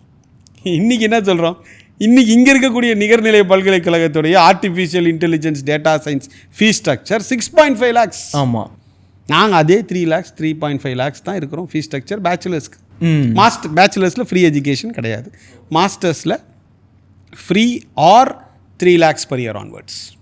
இதுதான் வந்து ஃபீஸ் ஸ்ட்ரக்சர். நாங்கள் டிஃபால்ட்டாக எல்லாருக்கிட்டையுமே சொல்கிறது, கம்மியாக செலவு பண்ணி படிங்க. இப்போ ஒரு ஆஃபீஸில் ஒரு ஸ்டூடெண்ட் வர்றாங்கன்னு வச்சுங்களேன், ஒரு அப்ராட் எஜுகேஷன் ஆஃபீஸ், நீங்களே போய் கூட ஒரு டெமோ பார்க்கலாம். ஓகே. அவங்க ஃபஸ்ட்டு ஒரு ஃபார்மை கொடுத்துட்டு பேர், மொபைல் நம்பர் அதெல்லாம் சும்மா கேட்டு, அப்பா எங்கே வேலை செய்கிறார், what is the profession of father, அதாங்க ட்ரிக்கு. உங்கள் பட்ஜெட் என்ன, எங்கள் அப்பா எங்கே வேலை செஞ்சால் உனக்கு என்ன, கரெக்டு, ஏன் பட்ஜெட் என்னன்னு உனக்கு என்ன, நீ என்ன சொல்லணும், என்கிட்ட இதெல்லாம் இருக்குது, உனக்கு எது சூட்டபுள்னு நீ கேட்கணும். இந்த பையன் சார் கொஞ்சம் ஒரு ஏழ்மையான ஃபேமிலி சார், ஒரு 25-30 lakhs மேலே எங்களால் முடியாது சார். அப்படியா, பிரச்சனையே இல்லை, நீ கவலையே படாத. இவங்க எல்லாம் யாரை குறை சொல்லுவாங்கன்னா கடைசியாக கனடா சரியில்லை, ரெசிஷன், எக்கானமி சரியில்லை, ஓகே, நாங்கள் படித்த இது சரியில்லை, அது சரியில்லை. நம்ம என்னென்ன கடைசி வரைக்கும் பிறர் மேல் பழியை போட்டு நம்ம சோழியை முடிச்சிடும். நல்லா படிங்க, காமன் ரிலாக்ஸ்டாக இருங்க. இப்போ இந்தியாவில் என்னன்னாங்க, இப்போ ஒரு பையன் ஏதோ ஒரு நாட்டுக்கு போகிறான், அவன் வேலை வாங்கிட்டான், அவன் முன்னாடியே ஒரு 1000 பேர் போகிறது. ஒரு பையன் ஒரு நாட்டுக்கு போய் அவன் ட்ரை பண்ணான், ஒர்க் அவுட் ஆகலை, அவனை பார்த்து பயந்து ஒரு 10,000 பேர் ஸ்டாப் பண்ணுவான். ஓகே. பிறருடைய வெற்றியும் பிறருடைய தோல்வியும் உங்களுடைய டிசிஷன் மேக்கிங் ப்ராசஸ் இருக்குது இல்லைங்களா, அதில் எந்த விதத்துலையும் அது இன்டர்ஃபியர் ஆகக்கூடாது. ஆக முடியாது. நீங்கள் எப்படி பெர்ஃபார்ம் பண்ணுறீங்களோ அதை பேஸ் பண்ணி. இப்போ ஒரு கல்யாணத்துக்கு போகிறோம், ஃபுட்டு நல்லா இருக்குது, நீங்கள் யாரை அப்ரிஷியேட் பண்ணுவீங்க? போய் அந்த மளிகை கடைக்காரனையா, இந்த பொருள் சப்ளை பண்ணானே அவனையா, இல்லை குக்கையா? குக் பண்ணது யாரோ. எக்ஸாக்ட்லி. எல்லாமே depends on the cook. And plus இன்றைக்கி உலகம் ஃபுல்லாக பார்த்தீங்கன்னா பயம் அதிகமாக இருக்குதுங்க. அண்ட் இன்றைக்கி எஃபர்ட் எல்லாம் ரொம்ப கம்மியாக இருக்குது. ஏதாவது ஒன்று நடக்கும்னு வெயிட் பண்ணுறவங்க தான் அதிகம். ஏதாவது ஒன்று நடத்துவோன்னு நினைக்கிறவங்க வெறும் 5%. ஓகே. ஸோ அதனால் இன்றைக்கி வேர்ல்டு அவன் என்னென்னமோ பண்ணுறான், அது பண்ணுறான். Just keep it things very simple. நீங்கள் தேர்ந்தெடுத்திருக்கக்கூடிய துறையை நீங்கள் பர்ஃபெக்டாக பக்கா ஸ்கில் செட் டெவலப் பண்ணிக்கோங்க, உங்களுக்கு உண்டான வேலை வாய்ப்புகள் கிடைக்கும். பட் யூரோப் ஸ்டடி சென்டர்கிட்ட ஜாப் கேரண்டின்லாம் யாராவது கேட்டாங்கன்னா வாழ்க வளமுடன்னு சொல்லி அமுச்சிடுவோம். இல்லை சார் நீங்கள் ஜாப் கேரண்டி கொடுத்தா தான் ப்ராசஸ் ஸ்டார்ட் பண்ண சொல்கிறாரு அப்படின்னா ஆல் தி பெஸ்ட்டுன்றோம். ப்ளஸ் இந்த கண்ட்ரி தான் நான் போவேன், எனக்கு ஃப்ரீ எஜுகேஷன் கேரண்டி பண்ணுவீங்களா? என்னுடைய என்ன சொல்கிறேன், என் ஃப்ரெண்டோடைய சன் நீங்கள் தான் அமிச்சிங்க, எனக்கு நீங்கள் ஃப்ரீ எஜுகேஷன் கேரண்டி பண்ணுவீங்களா? முடியாது. நாங்கள் எந்த கேரண்டிஸும் கொடுக்க முடியாது. பட் ஒவ்வொரு ஸ்டூடெண்ட்டுக்குமே அவங்க ஓப்பன் மைண்டடாக இருந்தால் ஒரு டாப் கிளாஸ் யூரோப்பியன் யூனிவர்சிட்டியில் மார்க் பிரச்சனை இல்லாமல் எந்த விதமான மதிப்பெண்கள் இருந்தாலும் ஒரு bachelors masters top rank government யூனிவர்சிட்டிஸில் அவங்கள படிக்க வைக்கலாம். ப்ளஸ் யூரோப்பில் மிகப்பெரிய ஒரு அட்வான்டேஜ் என்னென்னா மார்க் மட்டும் எல்லாம் இல்லை. பட் இங்கே எடுத்துட்டிங்கன்னா என்னது டீச்சர் ப்ரொஃபஸர்ஸ்லாம் சொல்லுவாங்கள்ல, என்னது உங்கள் பையன் மார்க் இவ்வளோ கம்மியாக வாங்கியிருக்கான், வேர்ல்டு எவ்வளோ காம்படிட்டிவ், உங்கள் பையன் என்ன பண்ண போகிறான், இப்படி பேசி அவன் ஜோலியை முடிச்சிடுறான். இன்னமும் இவங்கெல்லாம் டெய்லி இஸ்ரோவிலையும் நாசாவிலையும் என்னங்க காத்தால் ராக்கெட் லான்ச் பண்ணிவிட்டு தான் காலேஜ் பஸ்ஸே ஏறுவாங்க. ஒன்றும் கிடையாது. ஐடி கார்டு ஏன் போடல, தலை ஏன் கலைஞ்சிருக்கு, பேண்ட் ஏன் கிழிஞ்சிருக்கு, என்னங்க டக்கின் ஏன் பண்ணல, where is your record note, இதெல்லாம் கேட்டு நீங்கள் ப்ரொஃபஸர்ஸை தெரியல உங்களுக்கு. இங்கே இருக்கிற இன்ஜினியரிங் சிஸ்டம் எப்படின்னா 20 மார்க் அவங்க கையில் இருக்குது. ஆமாம், அந்த ப்ராக்டிக்கல் எதையா பேசிட்டீங்க முடிஞ்சு. அதுவும் நீங்கள் ஒரு ஆவரேஜ் ஸ்டூடெண்ட்டாக இருந்தீங்கன்னா அந்த 20க்கு 0 போட்டான்னா அந்த பேப்பர் முடிக்கிறது கஷ்டம். இன்றைக்கி இந்த எல்லாரையும் நான் குறை சொல்ல வரல, நான் டெய்லி கேட்குற விஷயத்தை தான் இதில் ஷேர் பண்ணுறேன். பட் ஒரு ஆசிரியர் நீங்கள் எடுத்துக்கிட்டிங்கன்னா உங்களுடைய என்ன சொல்கிறதுங்க வெஞ்சன்ஸை ஒரு ஸ்டூடெண்ட் மேலே என்றைக்குமே காட்டக்கூடாது. கரெக்ட். அவன் தவறே செய்திருந்தாலும் அவனை கூப்பிட்டு இப்படி பண்ணக்கூடாது தம்பி, this is how it has to be டன்னு சொல்கிறது தான் ஆசிரியர். நீயா நானா பார்த்துக்கலான்னு சொல்கிறது என்னதுங்க, அவரை ஒரு ஆசிரியராகவே நம்ம பார்க்க முடியும். அதுக்கு நான் ஸ்டூடெண்ட்ஸ் எல்லா விதத்துலையும் கரெக்டுன்னு சொல்ல வரல, அவங்க எல்லா விதத்துலையும் தப்புன்னு சொல்கிறது தப்புன்னு சொல்ல வரல. You give him quality education, then everything will change slowly one by one. ஆமாம், அப்போ மார்க்கை வச்சே ஒருத்தவங்களை வந்து ஈஸியாக ப்ரெடிக்ட் பண்ணிடுவாங்க. இந்த பையன் ஒரு 60 தான் எடுக்கிறான், 50 தான் எடுக்கிறான் அப்படின்னா. நான் என்ன சொல்கிறேன் பிரதர், எனி யூனிவர்சிட்டி நீங்கள் எடுத்துங்க, நாளைக்கே நம்ம அந்த எக்ஸசைஸ் பண்ணுவோம். அது MBAவோ இல்லை BBAவோ கோல்டு மெடலிஸ்ட் லிஸ்ட் எடுப்போம். Okay, only gold medalist. இவங்க இன்றைக்கி என்ன பண்ணுறாங்கன்னு பார்ப்போம். அப்போ மார்க்கு தானே சூப்பரு. அந்த கோல்டு மெடலிஸ்ட் என்ன பண்ணுறாங்க? எல்லோரும் இந்த 1000 கோடி கம்பெனி ஸ்டார்ட் பண்ணிட்டாங்களா? அதுக்கு நான் அந்த கோல்டு மெடலிஸ்ட்டை இது சொல்ல வரல. இது they have taken efforts and all those things. But இன்றைக்கி 55% எடுத்த பையனை கூட நாங்கள் அனுப்பிச்சு அவன் சக்ஸஸ்ஃபுல்லாக நல்ல மார்க் எடுத்து படித்து முடித்து பண்ணியிருக்கேன். இங்கே இருக்கக்கூடிய மதிப்பெண்கள் அனைத்துமே மனப்பாடம் செய்து பெற்ற மதிப்பெண்கள். ஓகே ஓகே, நான் அதை தரக்குறைவாக சொல்லலை. ஆனால் ஒரு பையன் மார்க் கம்மியாக வாங்கிட்டா அவன் டோட்டல் வேஸ்ட்டு, அவன் எதுக்குமே லாய்க்கப்பட மாட்டான்னு சொல்லாதீங்க. ஓகே, மார்க் எடுத்தவங்கள நாங்கள் அப்ரிஷியேட் பண்ணுறோம், மார்க் எடுக்காதவங்கள துச்சமாக பேசாதீங்க. நீங்கள் எந்த நல்லதோ அவங்களுக்கு பண்ண வேண்டாம், அவங்க பார்த்துப்பாங்க. பட் டோன்ட் என்னதுங்க டிமோட்டிவேட். கரெக்ட். இன்றைக்கி அது ஒரு பெரிய பிரச்சனைங்க. half of our energy goes down the drain in motivating these children. அவங்களாம் ஜோக்கர்ஸ்டா. அவங்க சொல்கிறது தான் வேத வாக்குன்னு நினச்சிட்டின்னா உன்னால் எதையுமே செய்ய முடியாது. You believe in your self. Correct. முன்னாடி நான் அந்த பாயிண்ட் சொன்ன மாதிரி உன் ஸ்கில் செட்டு உன் கெப்பாசிட்டிக்கு ஏற்ற மாதிரி கோர்ஸ் தேர்ந்தெடுத்துக்கோ. நீங்கள் இந்த கோர்ஸ் தான் படித்தா வேலை வாய்ப்பு கிடைக்கும், அந்த கோர்ஸ் தான் படித்தா வேலை வாய்ப்பு கிடைக்கும்லாம் கிடையாது. எல்லா துறைகளுக்கும் வேலை வாய்ப்புகள் இருக்குது. அதை பெறுவதற்குண்டான திறன் நம்மக்கிட்ட இருக்கான்றது தான் இன்றைக்கி கொஷின் மார்க். இன்றைக்கி வேர்ல்டே ஸ்ட்ரெஸ்ஸில் சுற்றிட்டுருக்கு. இன்றைக்கி சைக்காலஜிஸ்ட்டுக்கு அவ்வளோ டிமாண்ட் இருக்குது. இன்றைக்கி இந்த சிமெண்ட்டு இதெல்லாம் தாண்டி இன்றைக்கி ஸ்டீல் பேஸ்ட் ஸ்ட்ரக்சர்ஸ்க்கு போயாச்சு சிவில் இன்ஜினியரிங். இன்றைக்கி பார்த்திங்கன்னா எலக்ட்ரானிக்ஸில் குவாண்டம் கம்ப்யூட்டிங், அட்வான்ஸ்டு செமிகண்டக்டர்ஸ் இதெல்லாமே வந்துருச்சு. ஆனால் இதெல்லாம் நம்ம சிலபஸில் வரல. அதனால் மக்கள்கிட்ட என்ன சொல்லிடுறாங்க, சிவில் படித்தா வேலை கிடைக்காது, உலகமே ஆர்டிஃபிஷியல் இன்டெலிஜென்ஸ் தான், இப்படி சொல்லி மக்களை தினம் தினம் இது ஒரு ஏமாற்றக்கூடிய ஒரு மாதிரியான ட்ரிக்கு தாங்க.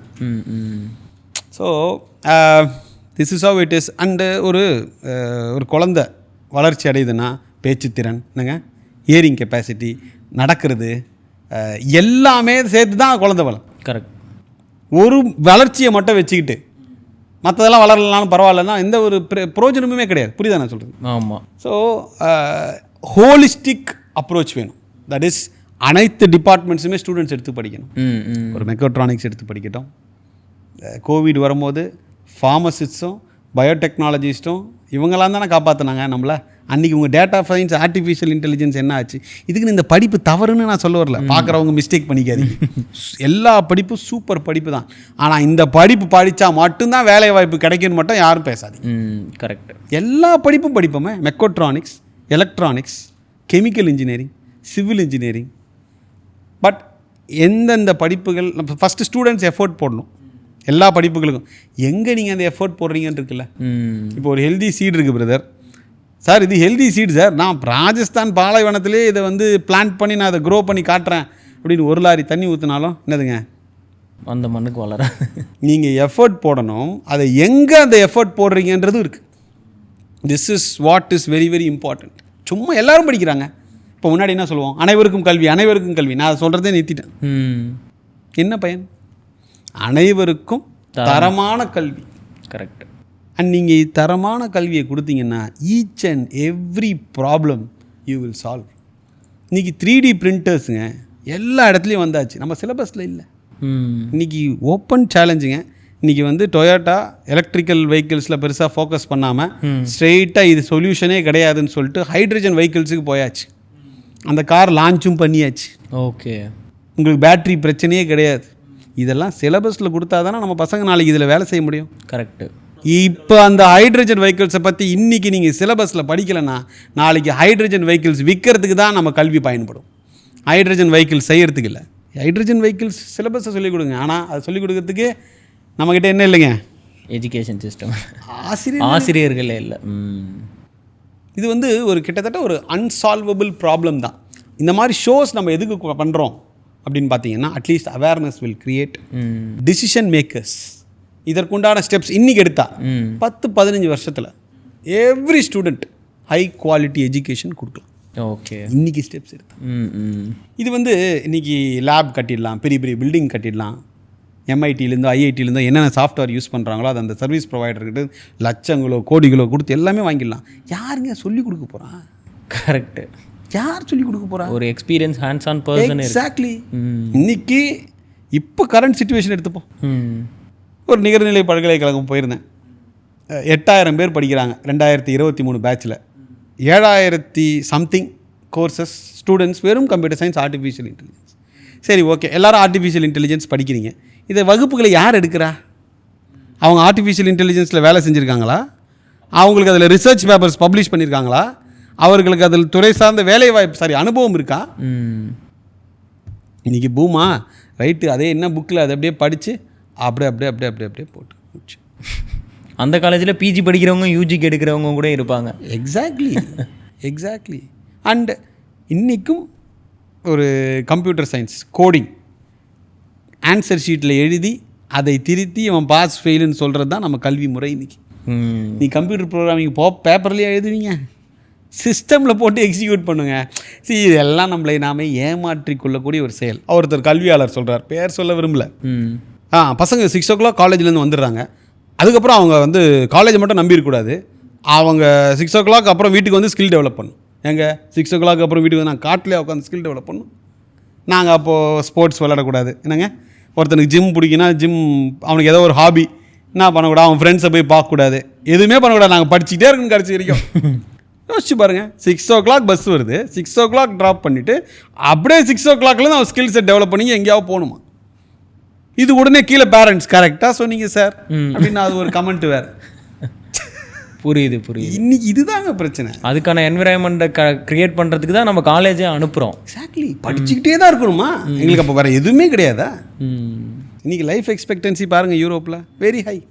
இங்கே நம்ம 50 வருஷம் தாண்டறதுக்கே ஸ்பேர் பார்ட்ஸ்லாம் ஏகப்பட்ட சர்வீஸ் பண்ணும் போல இருக்குது. எக்ஸ்ட்ரீம் ஸ்ட்ரெஸ்ஸில் இருக்காங்க.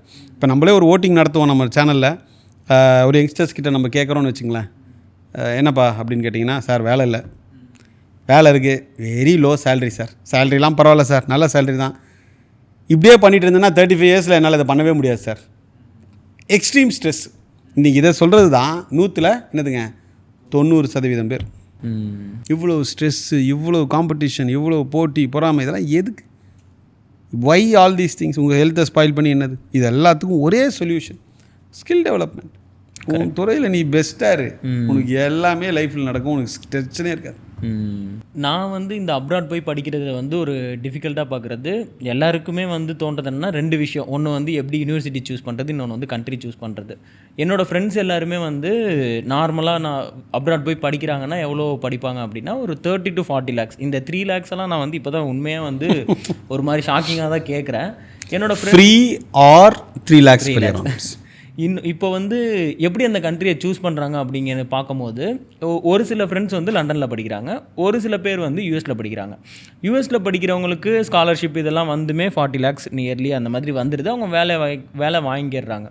இந்த லண்டன் போகிறவங்க, மற்ற கண்ட்ரி போகிறவங்களாம் எப்படி பார்ப்பாங்க அப்படின்னா, படிக்கும் போது ஜாப் பண்ணால் எவ்வளோ நேரம் ஒர்க் பண்ணுறதுக்கு அந்த கண்ட்ரி அலோவ் பண்ணுறாங்க, இன்னொன்று எவ்வளோ நேரம் ஒர்க் பண்ணால் எவ்வளோ சேலரி கொடுப்பாங்க, அந்த சேலரி இந்தியன் மணிக்கு எவ்வளவு, இப்போ சென்ட்டாக வந்தால் எவ்வளவு, யூஎஸ் டாலராக வந்தால் எவ்வளவு. ஸோ இப்படி வந்து நான் மாதத்துக்கு ஒரு 3 லட்ச ரூபா அங்கே சம்பாதிச்சிட முடியும், ஒரு 4 லட்ச ரூபா சம்பாதிச்சிட முடியும், இப்படின்னு தான் கண்ட்ரியை சூஸ் பண்ணுறாங்க. இந்த பார்ட் டைம் ஜாப் வந்து அங்கே போய் பார்க்குறது பெனிஃபிட்டா? கண்டிப்பாக இல்லை. மிக முக்கியமாக நீங்கள் யூரோப்பியன் கண்ட்ரிஸ் பார்த்தீங்கன்னா உங்களுக்கு வந்து 7 to 8 hours of activities per day இருக்கும். Okay, Monday to Friday. இதர நாடுகளில், அதுவும் நீங்கள் தவறான யூனிவர்சிட்டிஸ் அந்த நாடுகளில் நீங்கள் போய் படிக்கும்பொழுது 5 to 6 hours தான் college per week. Okay. So அவங்க KFCs and McDonald's and burger கிங்கில் தான் அவங்க வேலை செஞ்சு ஆகணும். ஏன்னா ஃபர்ஸ்ட் ஆஃப் ஆல் அவங்க ஃப்ரீயாக இருக்கிறாங்க, ரெண்டாவது உங்களுக்கு மாதம் 1-1.5 லட்ச ரூபா லிவிங் எக்ஸ்பென்சஸ் வந்துடும். கரெக்ட். இங்கே உங்களுக்கு அஃபோர்டபுள் லிவிங் எக்ஸ்பென்சஸ் 30,000 பர் மந்த்லேருந்து உங்களுக்கு லிவிங் எக்ஸ்பென்சஸ் இருக்கும். பட் என்ன லிவிங் எக்ஸ்பென்சஸ் இருந்தாலும் ப்ராப்பர் பட்ஜெட் பிளான் பண்ணி நம்ம எதுக்கு போயிருக்கோம்? படிக்க போயிருக்கோம், படிக்கிறோம், படித்து முடிக்கிறோம், நாம் துறை சார்ந்த வேலை வாய்ப்புகளை வாங்குகிறோம். இப்போ நீங்கள் யூஎஸில் ஜாப் வாங்குறாங்கன்னு நீங்கள் சொல்லியிருந்தீங்க, ஒன்லி ஐடி, கம்ப்யூட்டர் சயின்ஸ். ஆமாம். இப்போ சைக்காலஜி, எக்கனாமிக்ஸு, அப்புறம் இந்த பயாலஜி, மைக்ரோ பயாலஜி, இவங்கெல்லாம் போகவே கூடாதா யூஎஸ்க்கு? அங்கே அந்த பிரச்சனை வருது. பட் இங்கே பார்த்தீங்கன்னா எல்லா டிபார்ட்மெண்ட்ஸுக்குமே ஈக்குவல் ஆப்பர்ச்சுனிட்டிஸ் உங்களிடம் திறமை இருந்தால். ரெண்டாவது நீங்கள் கேட்ட கொஷின் வந்து என்ன மாதிரியான யூனிவர்சிட்டிஸ் சூஸ் பண்ணணும், இதுதான் இருக்கிறதுலே ரொம்ப ஈஸி. இப்போ நீங்கள் 6வது படிக்கிற பையன்கிட்ட இந்தியாவில் எதிராக சூப்பர் யூனிவர்சிட்டின்னு கேட்டால் அவன் என்ன சொல்லுவான்? IIT. அவ்வளோதான், முடிஞ்சு போச்சு. நீங்கள் எந்த நாடுக்கு சென்றாலும் சரி, அந்த நாட்டில் இருக்கக்கூடிய நம்பர் 1, நம்பர் 2, நம்பர் 3ல் படிச்சிட்டிங்கன்னா யூ ஆர் சேஃப். ஒரு குழந்தை பெற்றோருடைய அரவணைப்பில் க்ரோ ஆகிற மாதிரி நீங்கள் அந்த நாட்டில் இருக்கக்கூடிய 10th rank, 20th rank, 30th ரேங்க்குன்னு போகும்பொழுது operation success, patient no more. இது இந்த கல்வி ஆண்டுக்கு நம்ம வாங்கின ஆஃபர் லெட்டர்ஸ். இப்போ இது பார்த்தீங்கன்னா TU Berlin global production engineering. நீங்கள் வந்து எல்லா அப்ராட் எஜுகேஷன் போனாலும் ஃபஸ்ட்டு ஆஸ்திரேலியா ஃப்ளாக் இருக்கும். ஓகே, அவன் தான் அதிகம் கமிஷன், 3 லட்ச ரூபா. அடுத்தது UK, அயர்லாண்ட் 2 லட்ச ரூபா. இதர கண்ட்ரீஸ் ஃபாலோட் பை. யூஎஸில் கமிஷன் கொஞ்சம் கம்மி, அதனால பெருசாக யாரும் யூஎஸ் ப்ரமோட் பண்ண மாட்டாங்க. சரி, அதுக்கு எல்லாரையும் ஜெர்மனே பிளேஸ் பண்ணிடுவீங்களா சார்? கிடையாது. பார்த்தீங்கன்னா KU Leuven, Belgium offer letters. அதாவது what is the work that we have done அப்படின்னு இவங்க பார்க்கணும்னு நினச்சாங்கன்னா they are most welcome to come and see all these offer letters. Okay. இன்னொரு பேரண்ட் என்கிட்ட கேட்டார், என்ன சார் உங்களுடைய சமூக வலைதளத்தில் விசா காப்பீஸ்லாம் எதுவுமே இல்லையேன்னு. ஒரு விசா காப்பின்றது ஒரு சீக்ரெட் இன்ஃபர்மேஷனுங்க, அந்த பையனுடைய வெரி கிரிட்டிக்கல் டேட்டா. இன்றைக்கி இருக்கக்கூடிய பல பிரச்சனைகளில் நிறைய பேர் என்ன பண்ணிடுறாங்கன்னா அவன் விசா காப்பியை தூக்கி அப்லோட் பண்ணிடுது சமூக வலைதளத்தில். ஒரு 15 இயர்ஸ்க்கு முன்னாடியே வந்து நீங்கள் யூரோப் தான் எப்படி பெஸ்ட்டு அப்படின்னு, இப்போ நீங்கள் வந்து படித்து முடிச்சுட்டு வந்தோடனே இந்த மாதிரி ஒரு ப்ராசஸ் தான் பண்ண போகிறோம் நம்ம. அதாவது நான் வந்து ஸ்டூடெண்ட் கவுன்சிலிங் பண்ணிவிட்டு 15 வருஷமாக ஸ்டூடெண்ட்ஸ் அப்ராடுக்கு உட்காந்து அனுப்புவேன்னு நான் கனவுலையும் நினச்சதில்லை.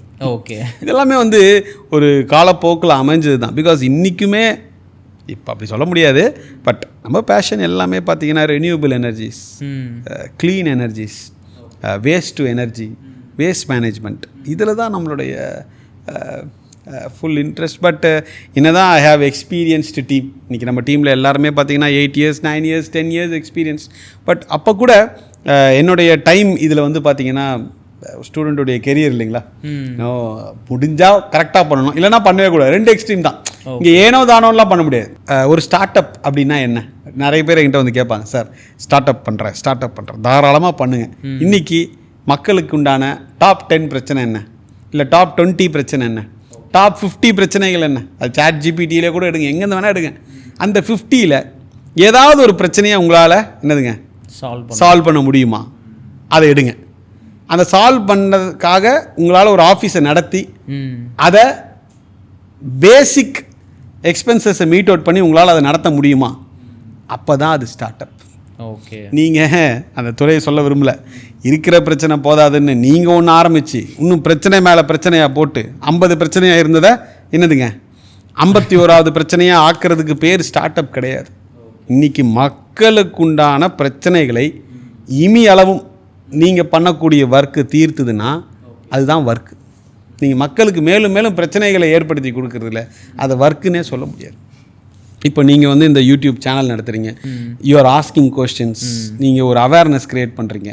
இந்த நிகழ்ச்சியை பார்க்குறவங்களுக்கு ஏதோ ஒரு விதத்தில் ஒரு பயனடையும். ஸோ அதே மாதிரி எவ்ரி ஒர்க் இதை பார்க்குறவங்களுக்கோ, ஃபார் எக்ஸாம்பிள் இப்போ நம்ம ஒரு ப்ராடக்ட் கொடுக்குறோம், அதை பயன்படுத்துகிறவங்களுக்கோ பயன் இருக்கணும்னு நினச்சிட்டாங்கன்னு வச்சுங்களேன், எல்லாமே மாறும்.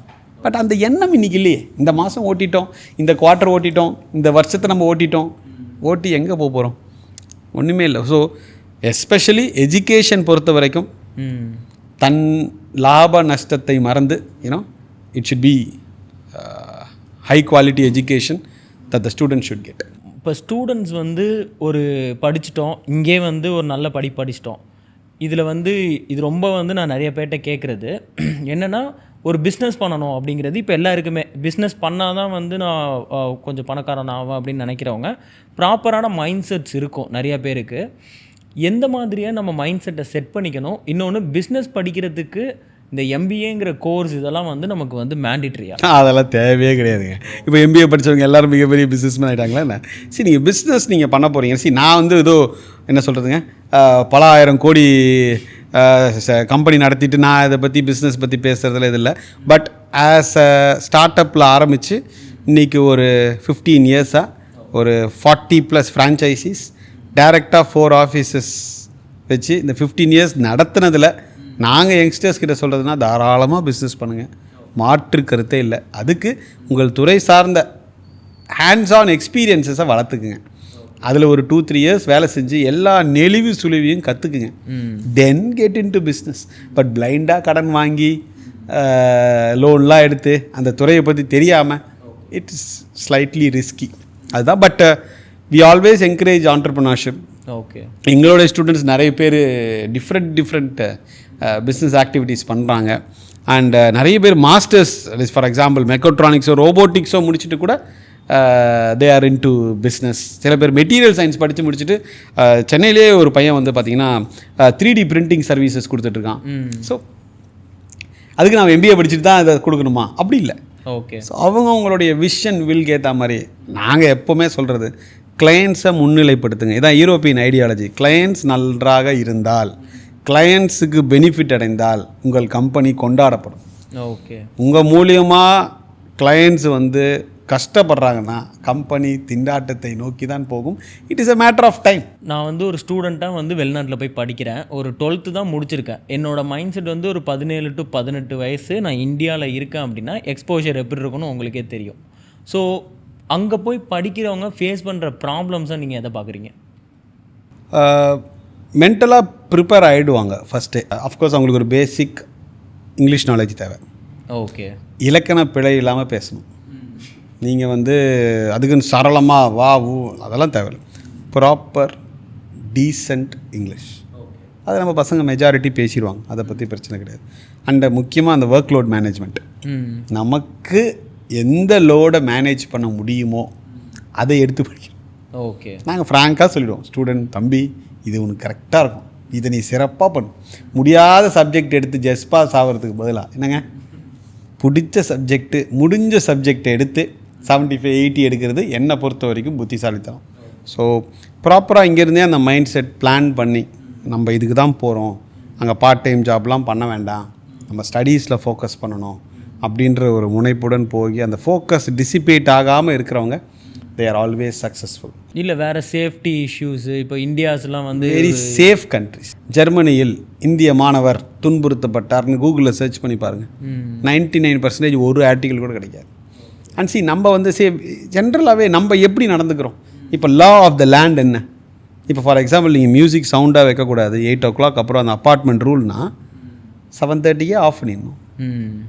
நீங்கள் கரெக்டாக நடந்துக்கணும். நீங்கள் வந்து ஒரு நாட்டுக்கு போகிறீங்கன்னா இந்தியாவுடைய பிராண்ட் அம்பாசிடர், நீங்கள் உங்களை பார்த்து இந்தியாவில் எல்லோரும் இப்படி இருப்பாங்கன்னு நினைக்கணும். ஒரு ரூம் உங்களுக்கு யூனிவர்சிட்டி கொடுக்குதா, நீட்டாக வச்சுக்கணும்.